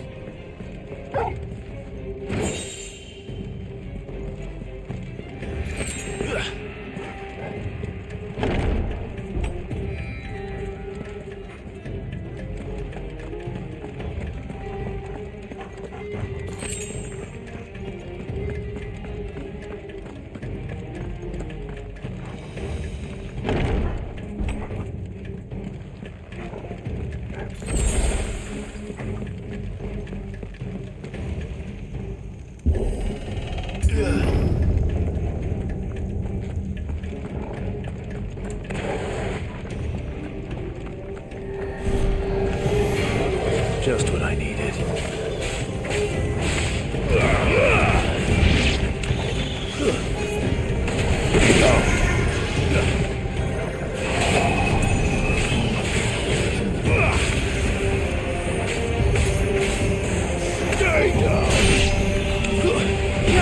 It's over. Nice try. Farewell.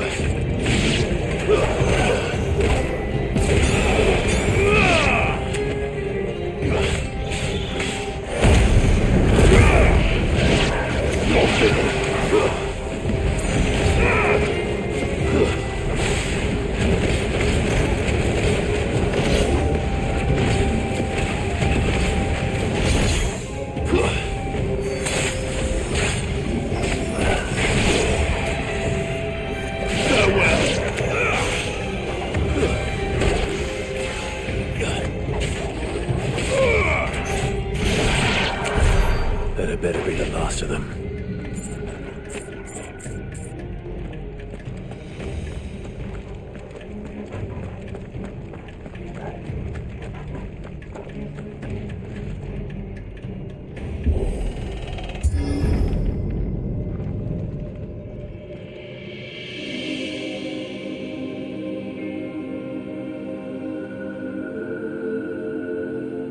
Benedicta, my everything. I've missed you so much. Kuka!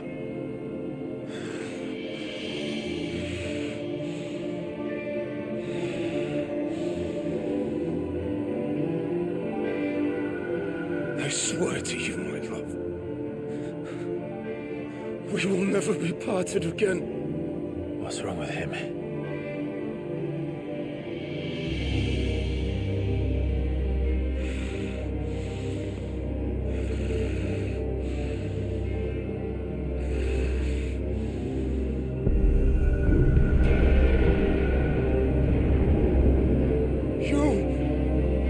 Get away from her!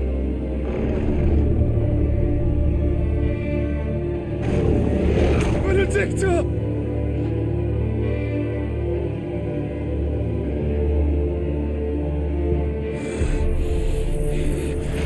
I'll kill you, Roswell!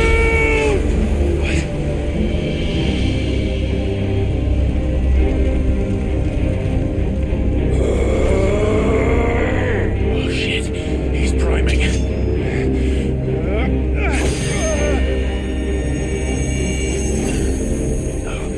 Oh no.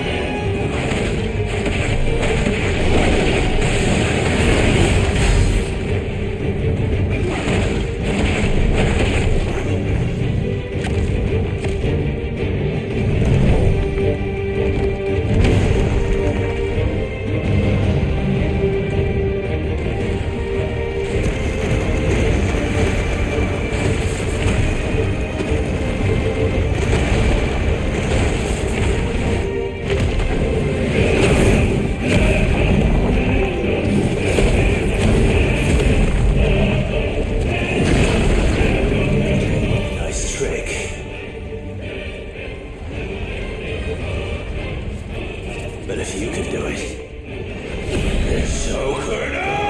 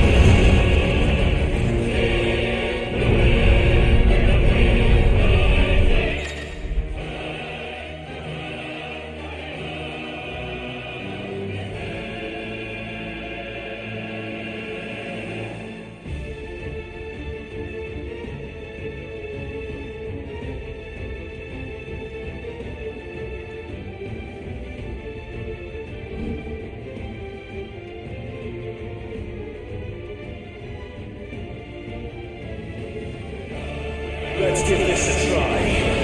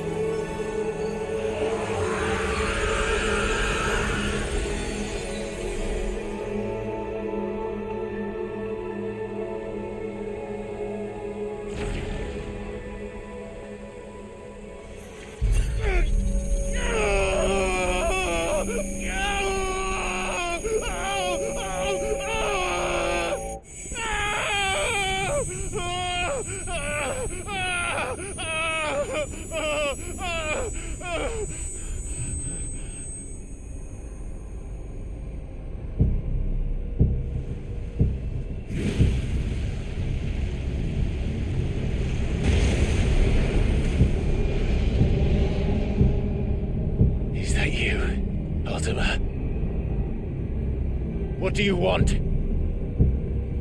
Your soul is tainted with worthless human will, yet your thirst for power remains undiminished. With every sip you take, you grow in strength, and soon you shall achieve perfection. I don't know what you're talking about. You will accept us, Mythos. It is inevitable. You were created for this purpose, and you shall serve it. Never!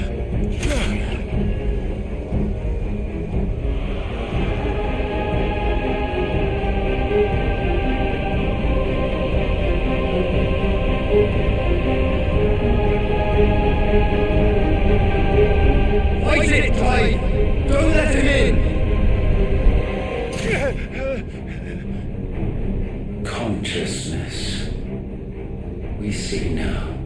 Human will is so insubstantial it cannot exist in isolation. You mitigate its weakness by interweaving it with your consciousness. We believed we had merely to purge you of your will to claim our vessel. It appears we first have to sever every thread of the consciousness that supports it. No matter. The time to build a new world is not yet upon us. We will contemplate.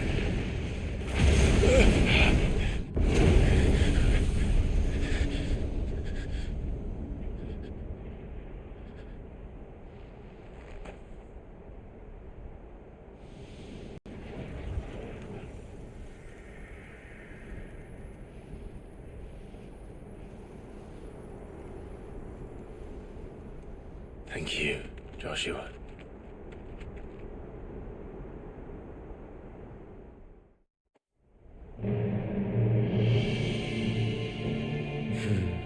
One can no more command the power of ether by drowning in its flood than one can constrain the tides by standing in the sea. I had thought Hugo wiser than this, but it seems his head was full of rocks after all. Titan was strong. Your Majesty. But Mythos is stronger. For 5 years, that man lived only for revenge. Clinging fast to a fiction, even as it swept him into the abyss.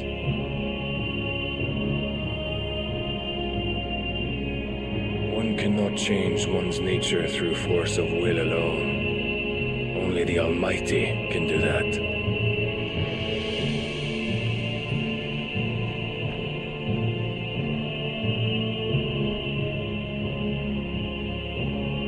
Hugo Kupka, the man who gave his life for a woman's head.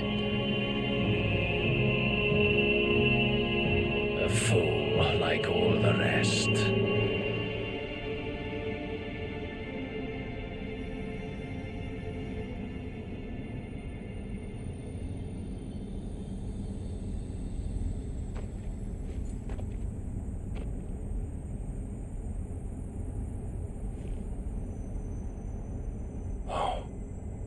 That the death of a mother crystal should be so beautiful.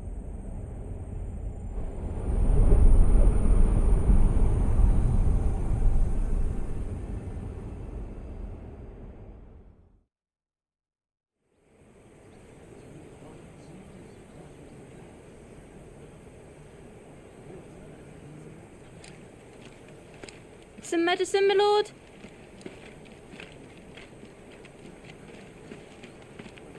I have salves, potions, anything you need. Stop bothering me, urchin, or you'll feel the back of my hand.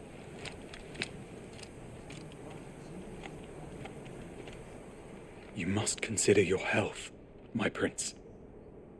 If a show of force is needed to keep the Dalmex at bay, you may trust in your dragoons.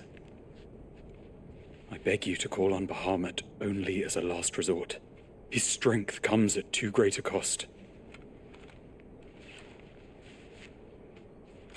The Empire agreed to an armistice with the Republic, and yet the Emperor still plots its ruin. For now, the Dalmex suspect nothing, and as long as I can hold their gaze, war need not be inevitable. But more than that, Bahamut is the champion of the Empire. When our people look to the heavens, the sight of him gives them hope.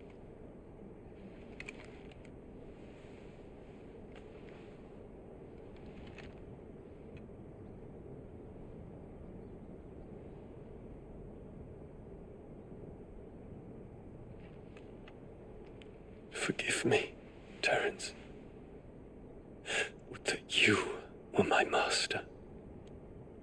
But alas. I will always be your loyal servant.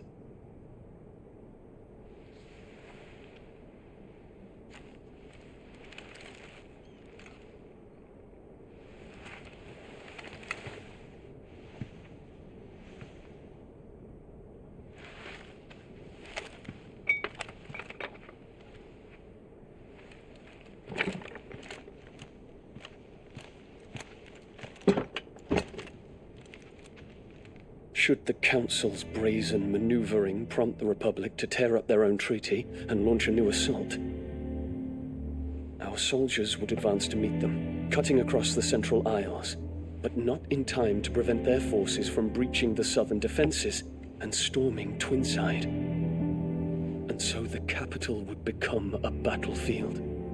Thousands of innocents would die. I cannot allow that to happen.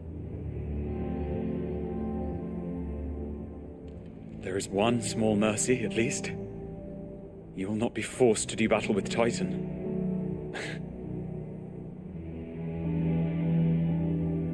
Would that I could avoid doing battle at all.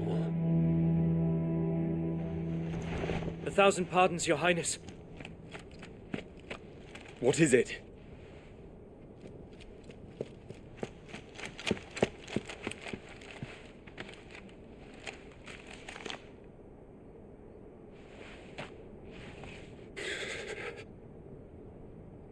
Olivier has been made Emperor. What is the meaning of this? My father's orders. What were they? Quickly! Yes, Your Highness. His Radiance requests that Your Highness maintain position here and... Ah!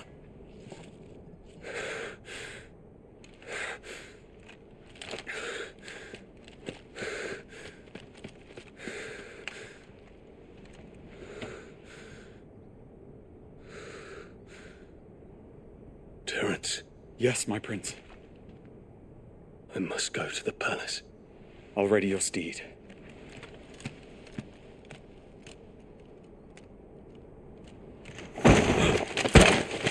What is it now?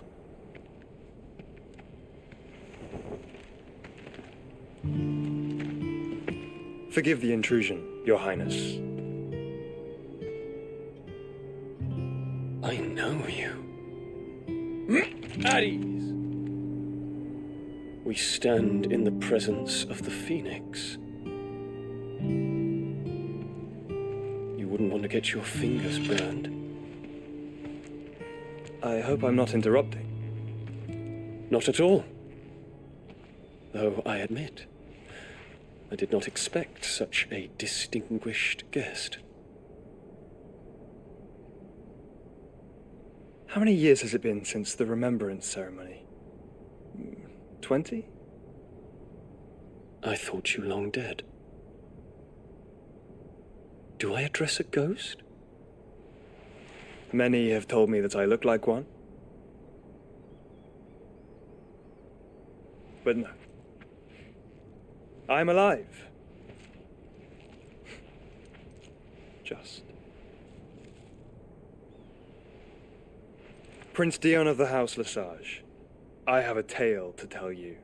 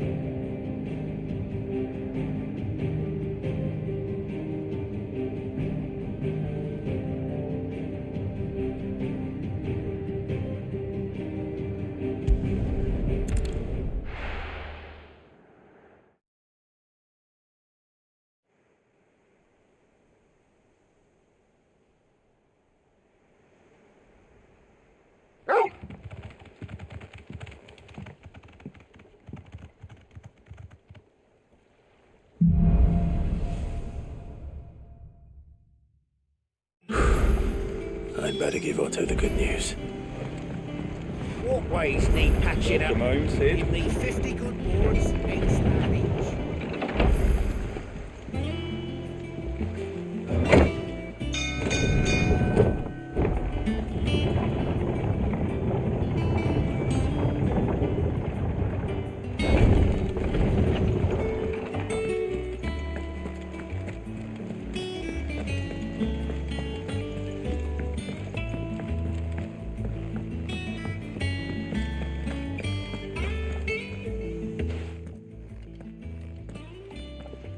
Clive, you're back. I am. And with glad tidings for once. Hugo Kupka is no more. Well, I'll be. All of our comrades who lost their lives back at Sid's place be smiling down at you right now. We had a stolus from Lubor saying Drake's Fang had fallen. I expect that was your doing as well, was it? It's a long story. One for the history books, I'll bet. Welcome home, Clive. It's good to be back. You look better. I feel it. Which means I'm coming on your next little adventure. You're not leaving me behind again. Wouldn't dream of it. Otto, any word on the Royalist movements since I've been away? Shouldn't you be putting your feet up? If you really want to know, go and have a word with Vivian. Thank you. I will.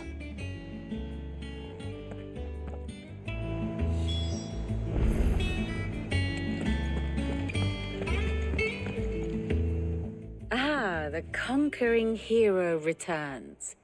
And with hardly a scratch on him. I may have picked up one or two. Well, the fact that you came straight to me instead of visiting our resident physiker suggests that you picked up something more important. A scent. The scent of Waludas. The very same. But whatever plans Kupka was hatching with the Royalists, he took them to his grave. As did his men. Slaughtered by the orcs who'd taken over the Fang. Orcs, Vivian. I've never seen such creatures in Storm before. The Waludas must have ferried them over from Ash, but why? Why work to rescue Kupka only to invade his home, the mother crystal of an allied nation, and let both fall? It makes no sense.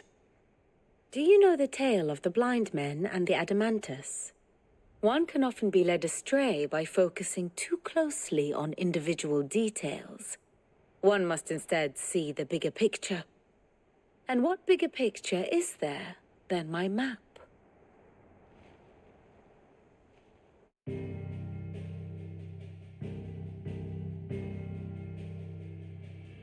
The Kingdom of Waloed claims dominion over all of Ash. It is a nation forged by the bloody conquest of Barnabas Tharm, the dominant of Odin.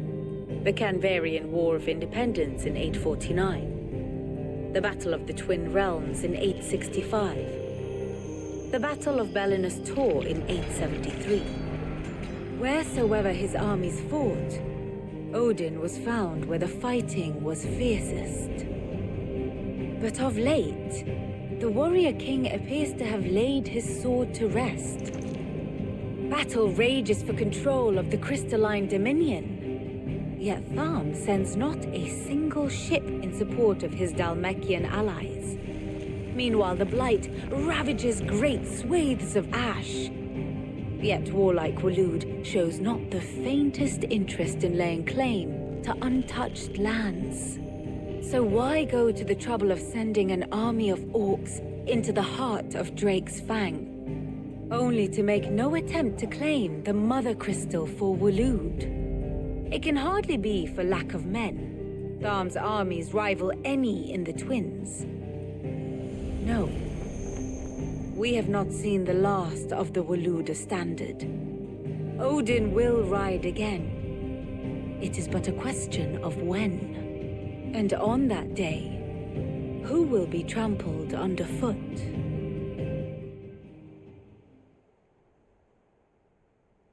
In summary, I know not to what end the Royalists betrayed Kupka. I know only that it is part of some broader scheme. A scheme tied to the ambitions of one man. King Barnabas. But there is no need to wallow in confusion. If one is to cure a sickness, one must first identify the symptoms. And your Lord Uncle has volunteered to do just that by keeping an eye on the Royalists' movements. He's really throwing himself into this. Indeed he is. Which means all that remains for us to do is await his reports. Well, not quite all in your case. The people of the Hideaway must hear the news. Justice has been done. Hugo Kupka is dead. The wounds he left that night are still raw, especially for those who lived with Sid the longest. Tell them that those wounds might finally begin to heal. Consider it the price of today's instruction. I've never known you to be sentimental. What can I say? I am only human. And we are, all of us, sentimental animals at heart. I suppose we are. Very well. I'll go and spread the word.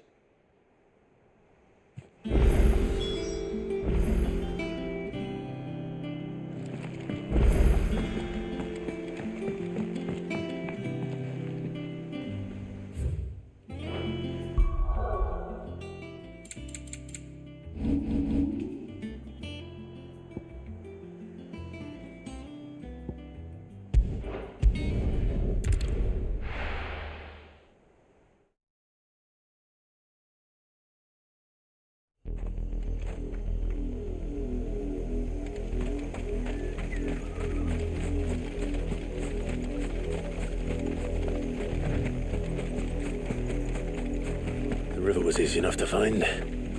Now for those herbs.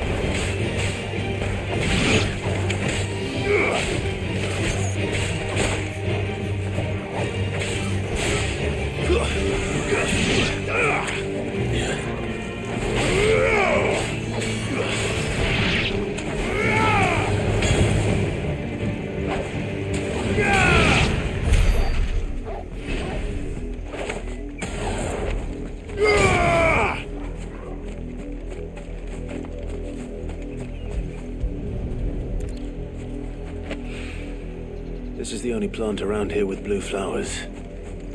I hope it's the right one.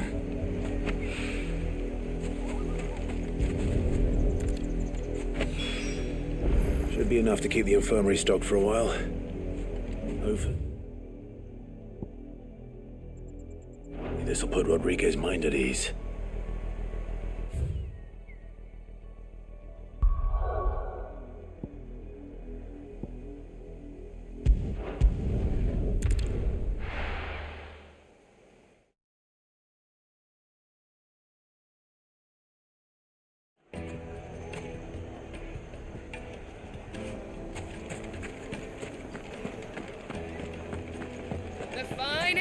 Take a sniff, good sir. Needed to a silken softness. Oh, where did all the men of rock go? Plates and pots! There he is. The man who's... I was hoping we'd be seeing you again. The baths grow more bearable by the moment. It won't be long now before we are back to business as usual. I'm glad to hear it. Now, tell me this. What did you find at the terraces? What threatened to make me a pauper? Not what I expected, that's for certain.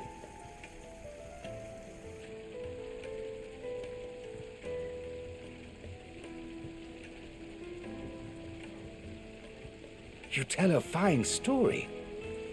That's not to say I don't believe you, though. Creatures made of flame, eh? That's something new to worry about. But I burdened you with my worries enough already. Here, a small something by way of thanks. Right. It's high time I got back to work. With a little luck, the day might yet be salvaged.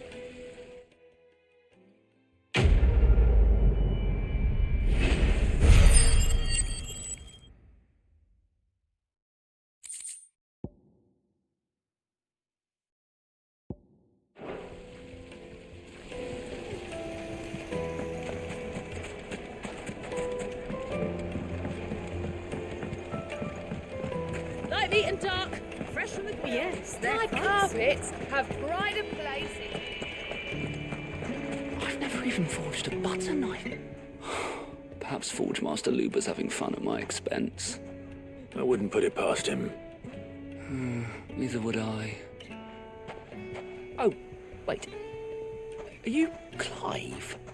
Sorry, my mind was elsewhere. I'm Sava, Master Luber's least accomplished apprentice. Soon to be former apprentice if I don't pass this test. Maybe I'm just not the resourceful type. People are buying up weapons faster than the Briar's Kiss can forge them, and here I am, unable to make a decent bit of kitchenware. He wants me to make a carving knife, one that embodies the spirit of Dalamil. Whatever that's supposed to mean. I don't suppose you have any idea what he's on about, do you? I'm afraid not. Never mind. Thought I'd ask. It was that or pack my bags. I could give you a hand if you like. I know how busy the Briar's Kiss has been, and that Lubor needs all the capable hands he can find. I'd be a fool to refuse. So, where do we start? Good question. If I'm honest, I've never made any kind of knife before. And then there's this little riddle to keep in mind, the spirit of Dalamil. Nothing is ever simple with that man. The way I see it, there's only one way we'll be solving Lubor's puzzle. We need information. The more the better. You're right. There's no point fumbling in the dark, I suppose. Now, who to speak to first? Well, there's plenty of folk in Dalamil who use knives for a living. There's the butcher, of course, and any number of cooks. They're bound to have an opinion or two about the tools of their trade. All right. I think we have a plan. Let's get to it, shall we? I'll talk to every cook I can find. You speak to the butcher, and anyone else you can think of. All right. Good luck. Let's hope that someone says something useful.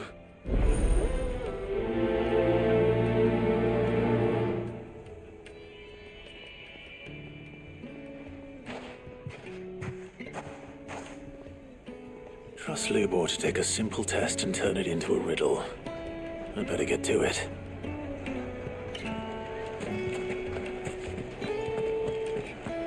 The finest fabric! The most fragrant herbs and fresh bread, warm from the oven. Oh, where did all the men of the rock go? Probably they ran out of gil, just like us.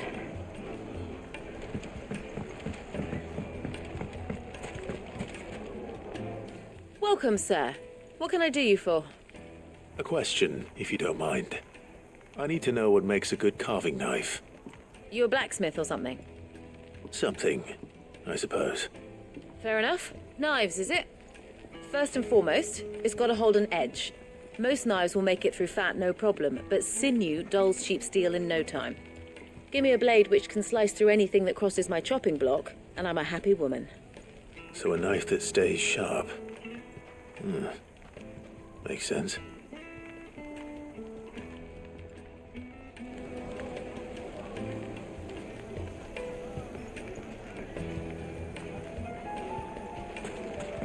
It would make a fine gift. Fresh bread, warm from the oven. Made from the stoutest stoneware. Oh shit!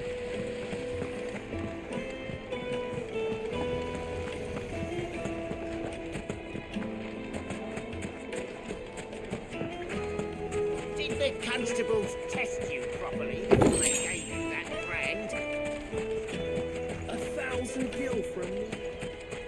won't you come and play, handsome?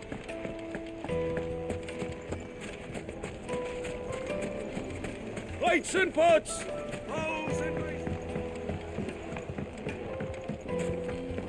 Take a sniff, Yes, they're quite sought after. Transported. Lord Kupka has several similar pieces in his...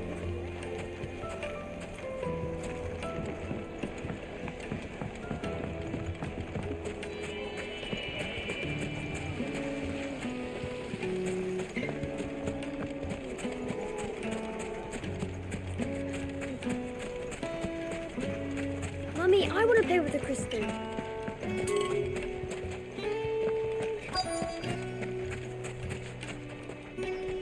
What is it? I'm in no mood for chatter. Sorry. Do you mind if I ask your trade? Hunter, why? I have a question. Can you tell me what makes a good carving knife? I assume you use one out in the field. Has to be able to put up with some punishment. Can't be dealing with a brittle blade, not while I'm on the hunt. If your knife snaps every time you use it, you'll be spending coin as fast as you make it. Times are hard enough as it is. Thank you. I won't keep you any longer. All business, eh? Man after my own heart. So, a carving knife should be hard-wearing and hold an edge. Hardly a revelation. Let's hope Sava had better luck than I did. Just look at the deep. Made from the stoutest stoneware. Oh, where did all the men of the rock? Kneaded to a silken softness. My carpets have pride of place in... So, how'd it go? You learn anything useful, or should I be looking for a new trade? Only that a blade should be durable and stay sharp. But I don't see how that relates to the spirit of Dalamil. I didn't have much luck either. All the cook said was that he needs his knives to be light. Too heavy and they do his shoulder in. So we're no better off than when we started. Perhaps Lubor didn't mean anything with his Dalamil remark. But that can't be right. I've bandied enough words with the man to know that he chooses them carefully. No. We must be missing something. Something right in front of our noses, most likely. No doubt you're right, but I have to make a start soon. I can't put off making this knife forever. Agreed. Lubor wouldn't like that much. Right. I've been trained to work iron. The cheap stuff, mind. But it's hardy enough if you don't hammer it too thin, and it sharpens up nicely with a bit of effort. Trouble is, it's either durable or it's light, meaning someone is going to be disappointed. Forge Master Lubor, probably. Is there no one else you can turn to? Someone who knows their metals, perhaps? The other apprentices know better than to help me with my test. But maybe there is someone I could turn to.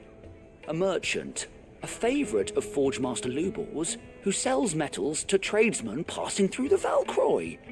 I bet she'd know a thing or two.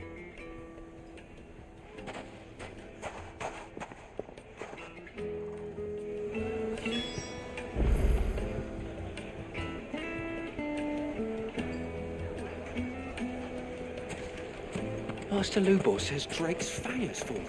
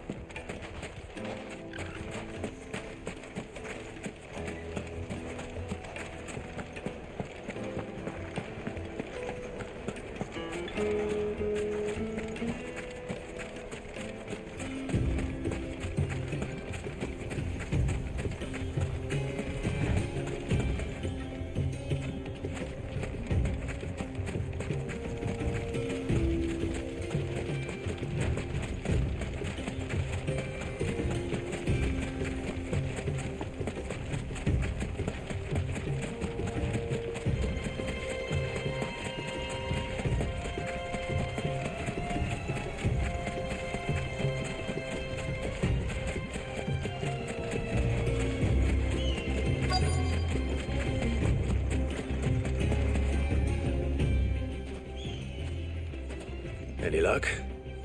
Or will you be needing help with your bags? Well, I asked her, but... Oh, you tell him. If you're looking to make a knife that will impress a master like Lubor, there are options. They're just not that viable. Featherlight adamantite knives will get passed from generation to generation, never needing so much as a lick of the whetstone. But adamantite ore is unique to ash, so doesn't come cheap. And it's beyond my skill to handle. Unique to ash. Are there any materials unique to Dalamil? Something which could be mixed with iron to refine it. Make it lighter. What are you getting at? You said that Lubor trained you to work iron. Then that's what he'll expect you to use. But he would have known that it would either be too heavy or too brittle for a carving knife. Perhaps his Dalamil remark wasn't a riddle, but a hint. If it's cheap metal you're using, then there's always limestone, I suppose. Folk first settled Dalamil to get at her mineral deposits. And, if you know the trick, it can be melted down in the furnace to drive out impurities from low-quality iron. Bloody hell! That must be it! I don't suppose you know the trick, do you? It's hardly my speciality, but I've been around enough blacksmiths to know how it works. Looks like I've got some learning to do. Clive, I hate to ask after all that you've done for me, but... The limestone? Fine. I can hardly abandon you now. Besides, I want to know if this is the answer to Lubor's little riddle. I can't thank you enough, Clive. You'll have no trouble finding limestone over in the terraces. The place is bloody made of it. Then I suppose I'll meet you back at the forge. Right you are. I'll see you shortly. So, do you crush it up, or just throw it in the furnace?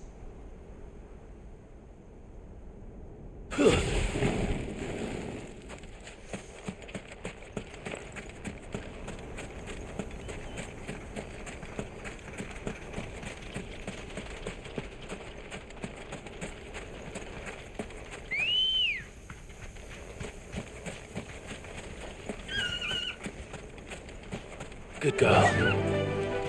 Yeah!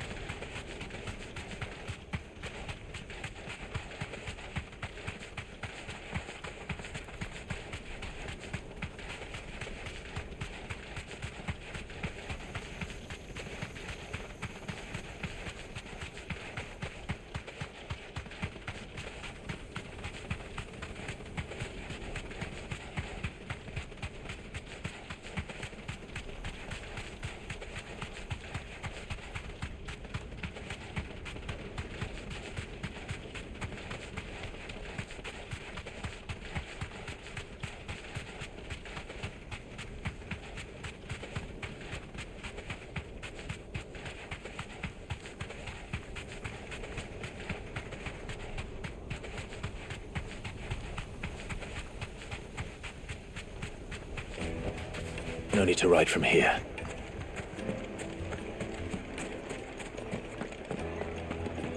The finest fabric. It would make us fine. The juiciest meat from warm from the oven. Oh, where did all the men of the rock go?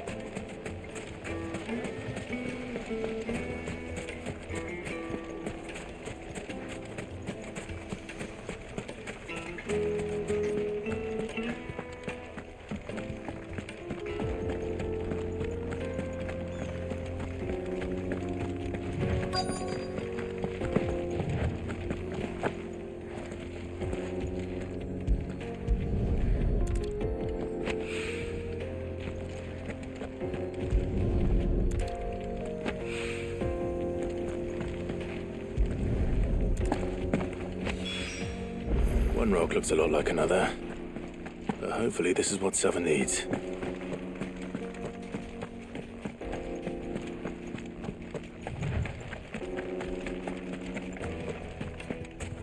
No, I'm telling you, it's gone.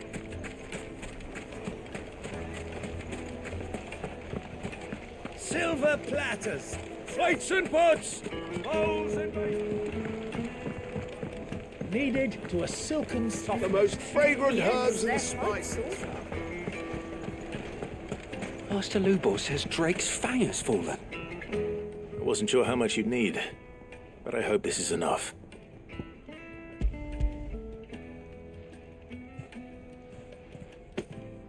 You are one of the good ones, you know that.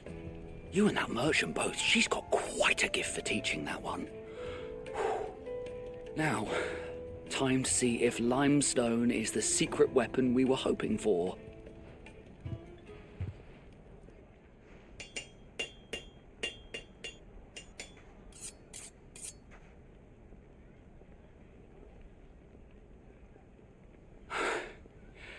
That'll do, I reckon.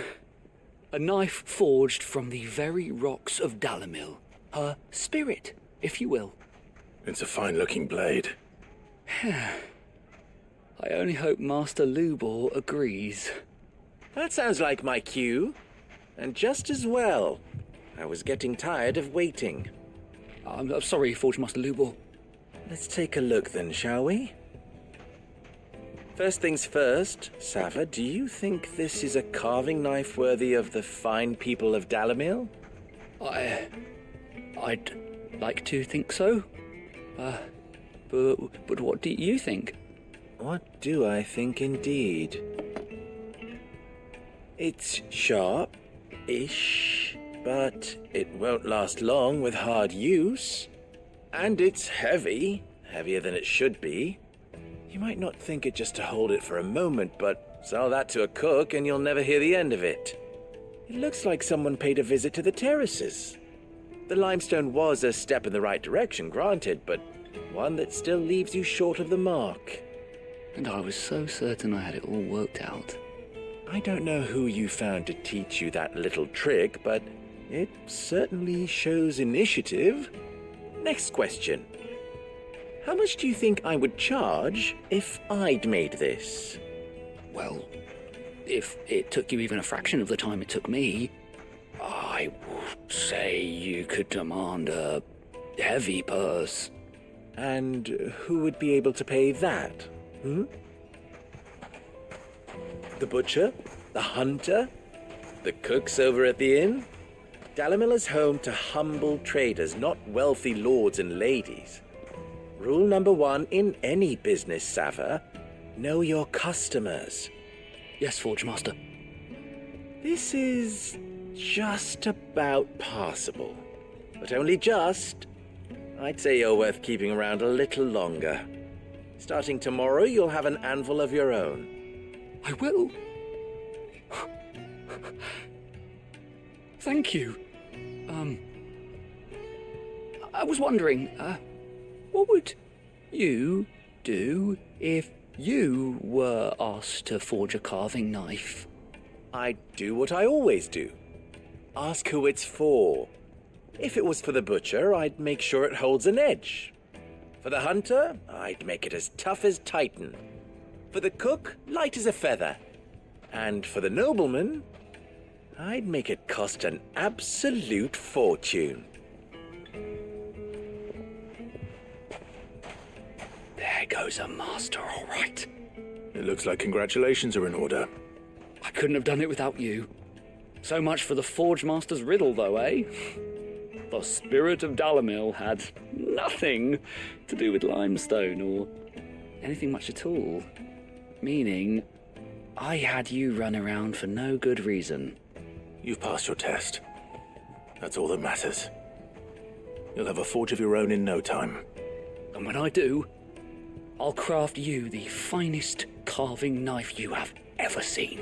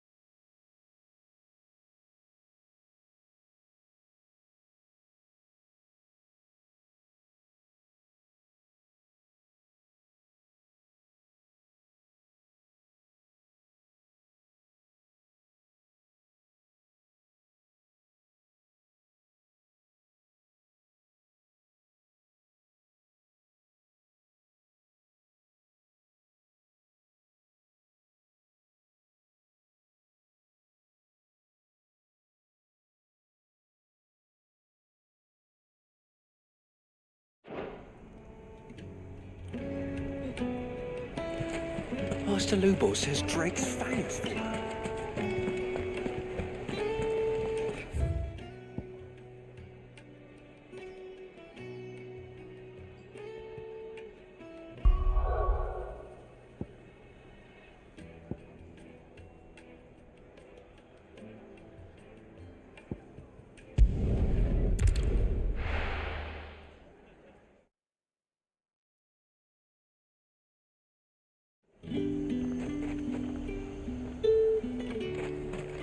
There's talk that the glass gate fell.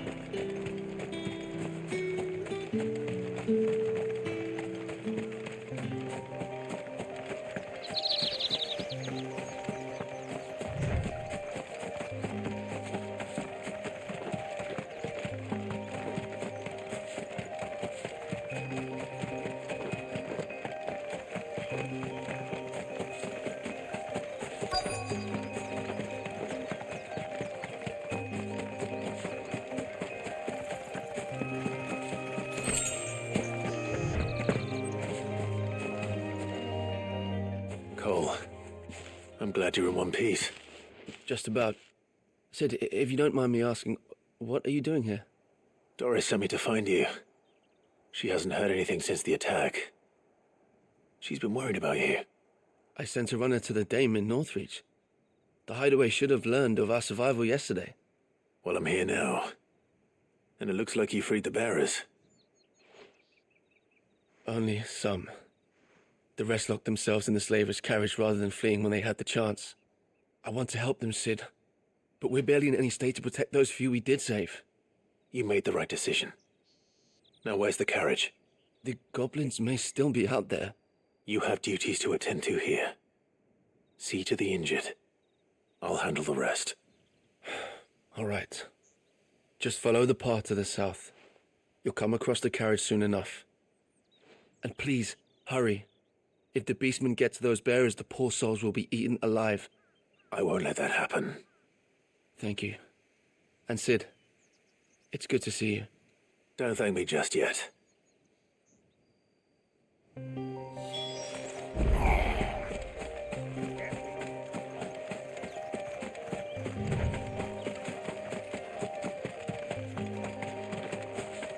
They're trying to get into the carriage.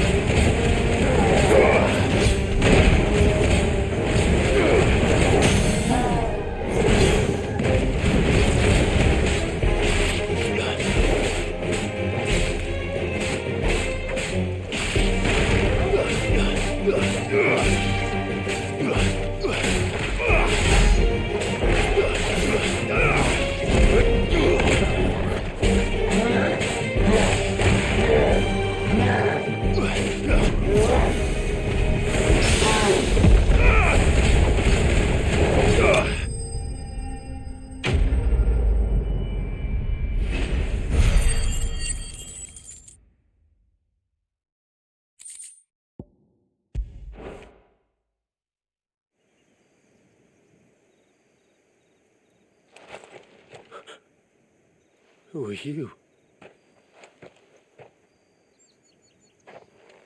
A friend. Are there any more survivors? Why didn't you flee with the others? If the goblins had made it through that door, you wouldn't have stood a chance. Why should we run? One miserable death's no worse than another. Perhaps. But we're here to give you another choice. Freedom, safety, the life you've been denied. Come with us. Let us protect you. Sid, I couldn't just let you... You weren't too late then. Thank the gods. This man risked his life to save yours. To give you a second chance. Fine. Do with us what you will. What we'll do with you is take you to safety. After that, it's up to you. Your lives are your own now. You can leave the rest to us, Sid. We'll get everyone back to the hideaway. Thank you. I'll let Doris know we're expecting new arrivals.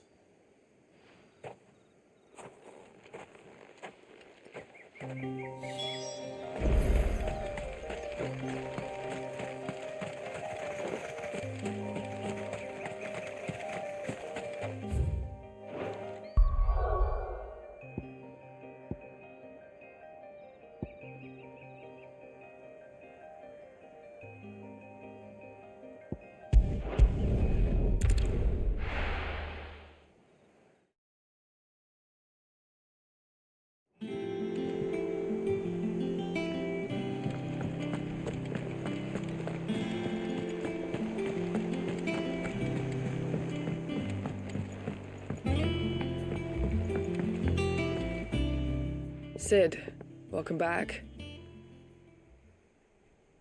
A Stolas from the Dame arrived not long after you left. If I'd just waited a little longer, I might have been able to deal with things myself. Or maybe I wouldn't. I keep making the wrong decisions. Cole and the others got home safely. You made exactly the right decision. No, I was lucky. I've been tracking that slaver for months, and then I sent Cole and you after them woefully unprepared. What kind of leader sends people into danger without considering all the risks? I should have urged greater caution, told Cole to be wary, to pull back at the first sign of trouble. We swore the same oath as you, Doris. It's good to see you safe and well, Cole. I'm sorry. With all due respect, we Cursebreakers don't risk our lives because you commanded of us. We risk them because we believe in our cause. No one with doubts ever joins our ranks. The agony of removing the brand more than sees to that. We all know how much bravery that takes. Cole, I never doubted your courage. Only my ability to see it put to good use. Thank you for your faith in me. I'm not sure I deserve it. I sometimes wonder if I might prefer to risk death alongside the others than ask it of them. But I'm a curse breaker. I swore an oath too. I have a role to play, and I must trust that I'm the right one to play it. You will. In time.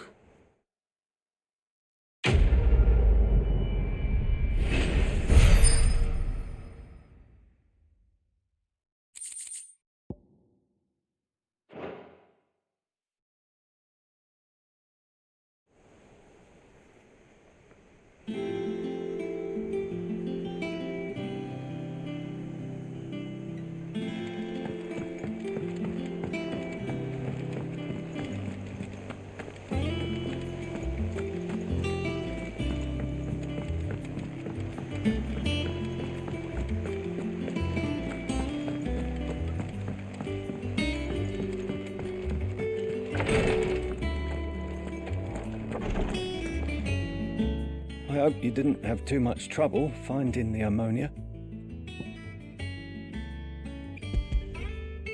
Only the usual. Oh, yes. This is it. And more than I was expecting. I dare say the patient won't feel a thing. That is unless I... You'll do fine. Tyre trusts you, which means I trust you. The hideaway would be lost without skilled physicers like yourself. Thank you for the kind words. Truly.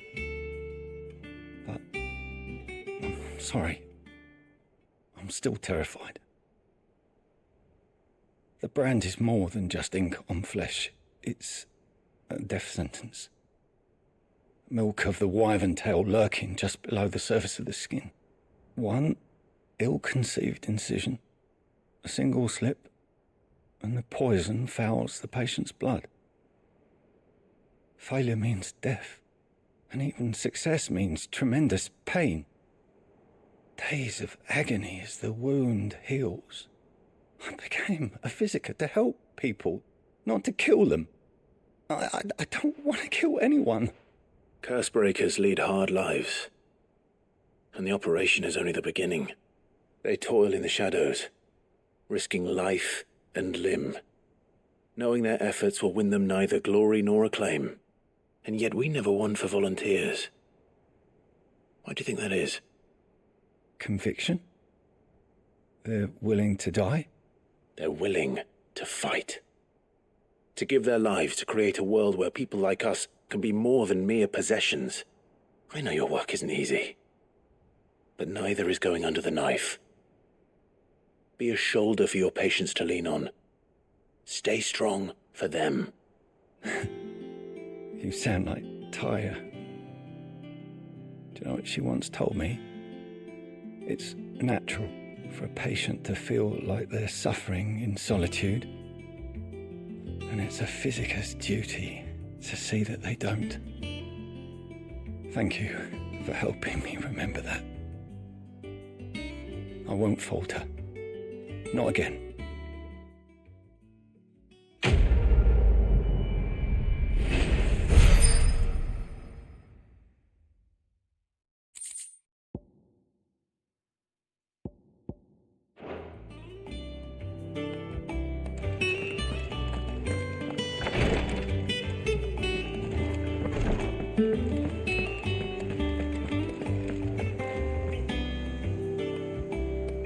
Thank you.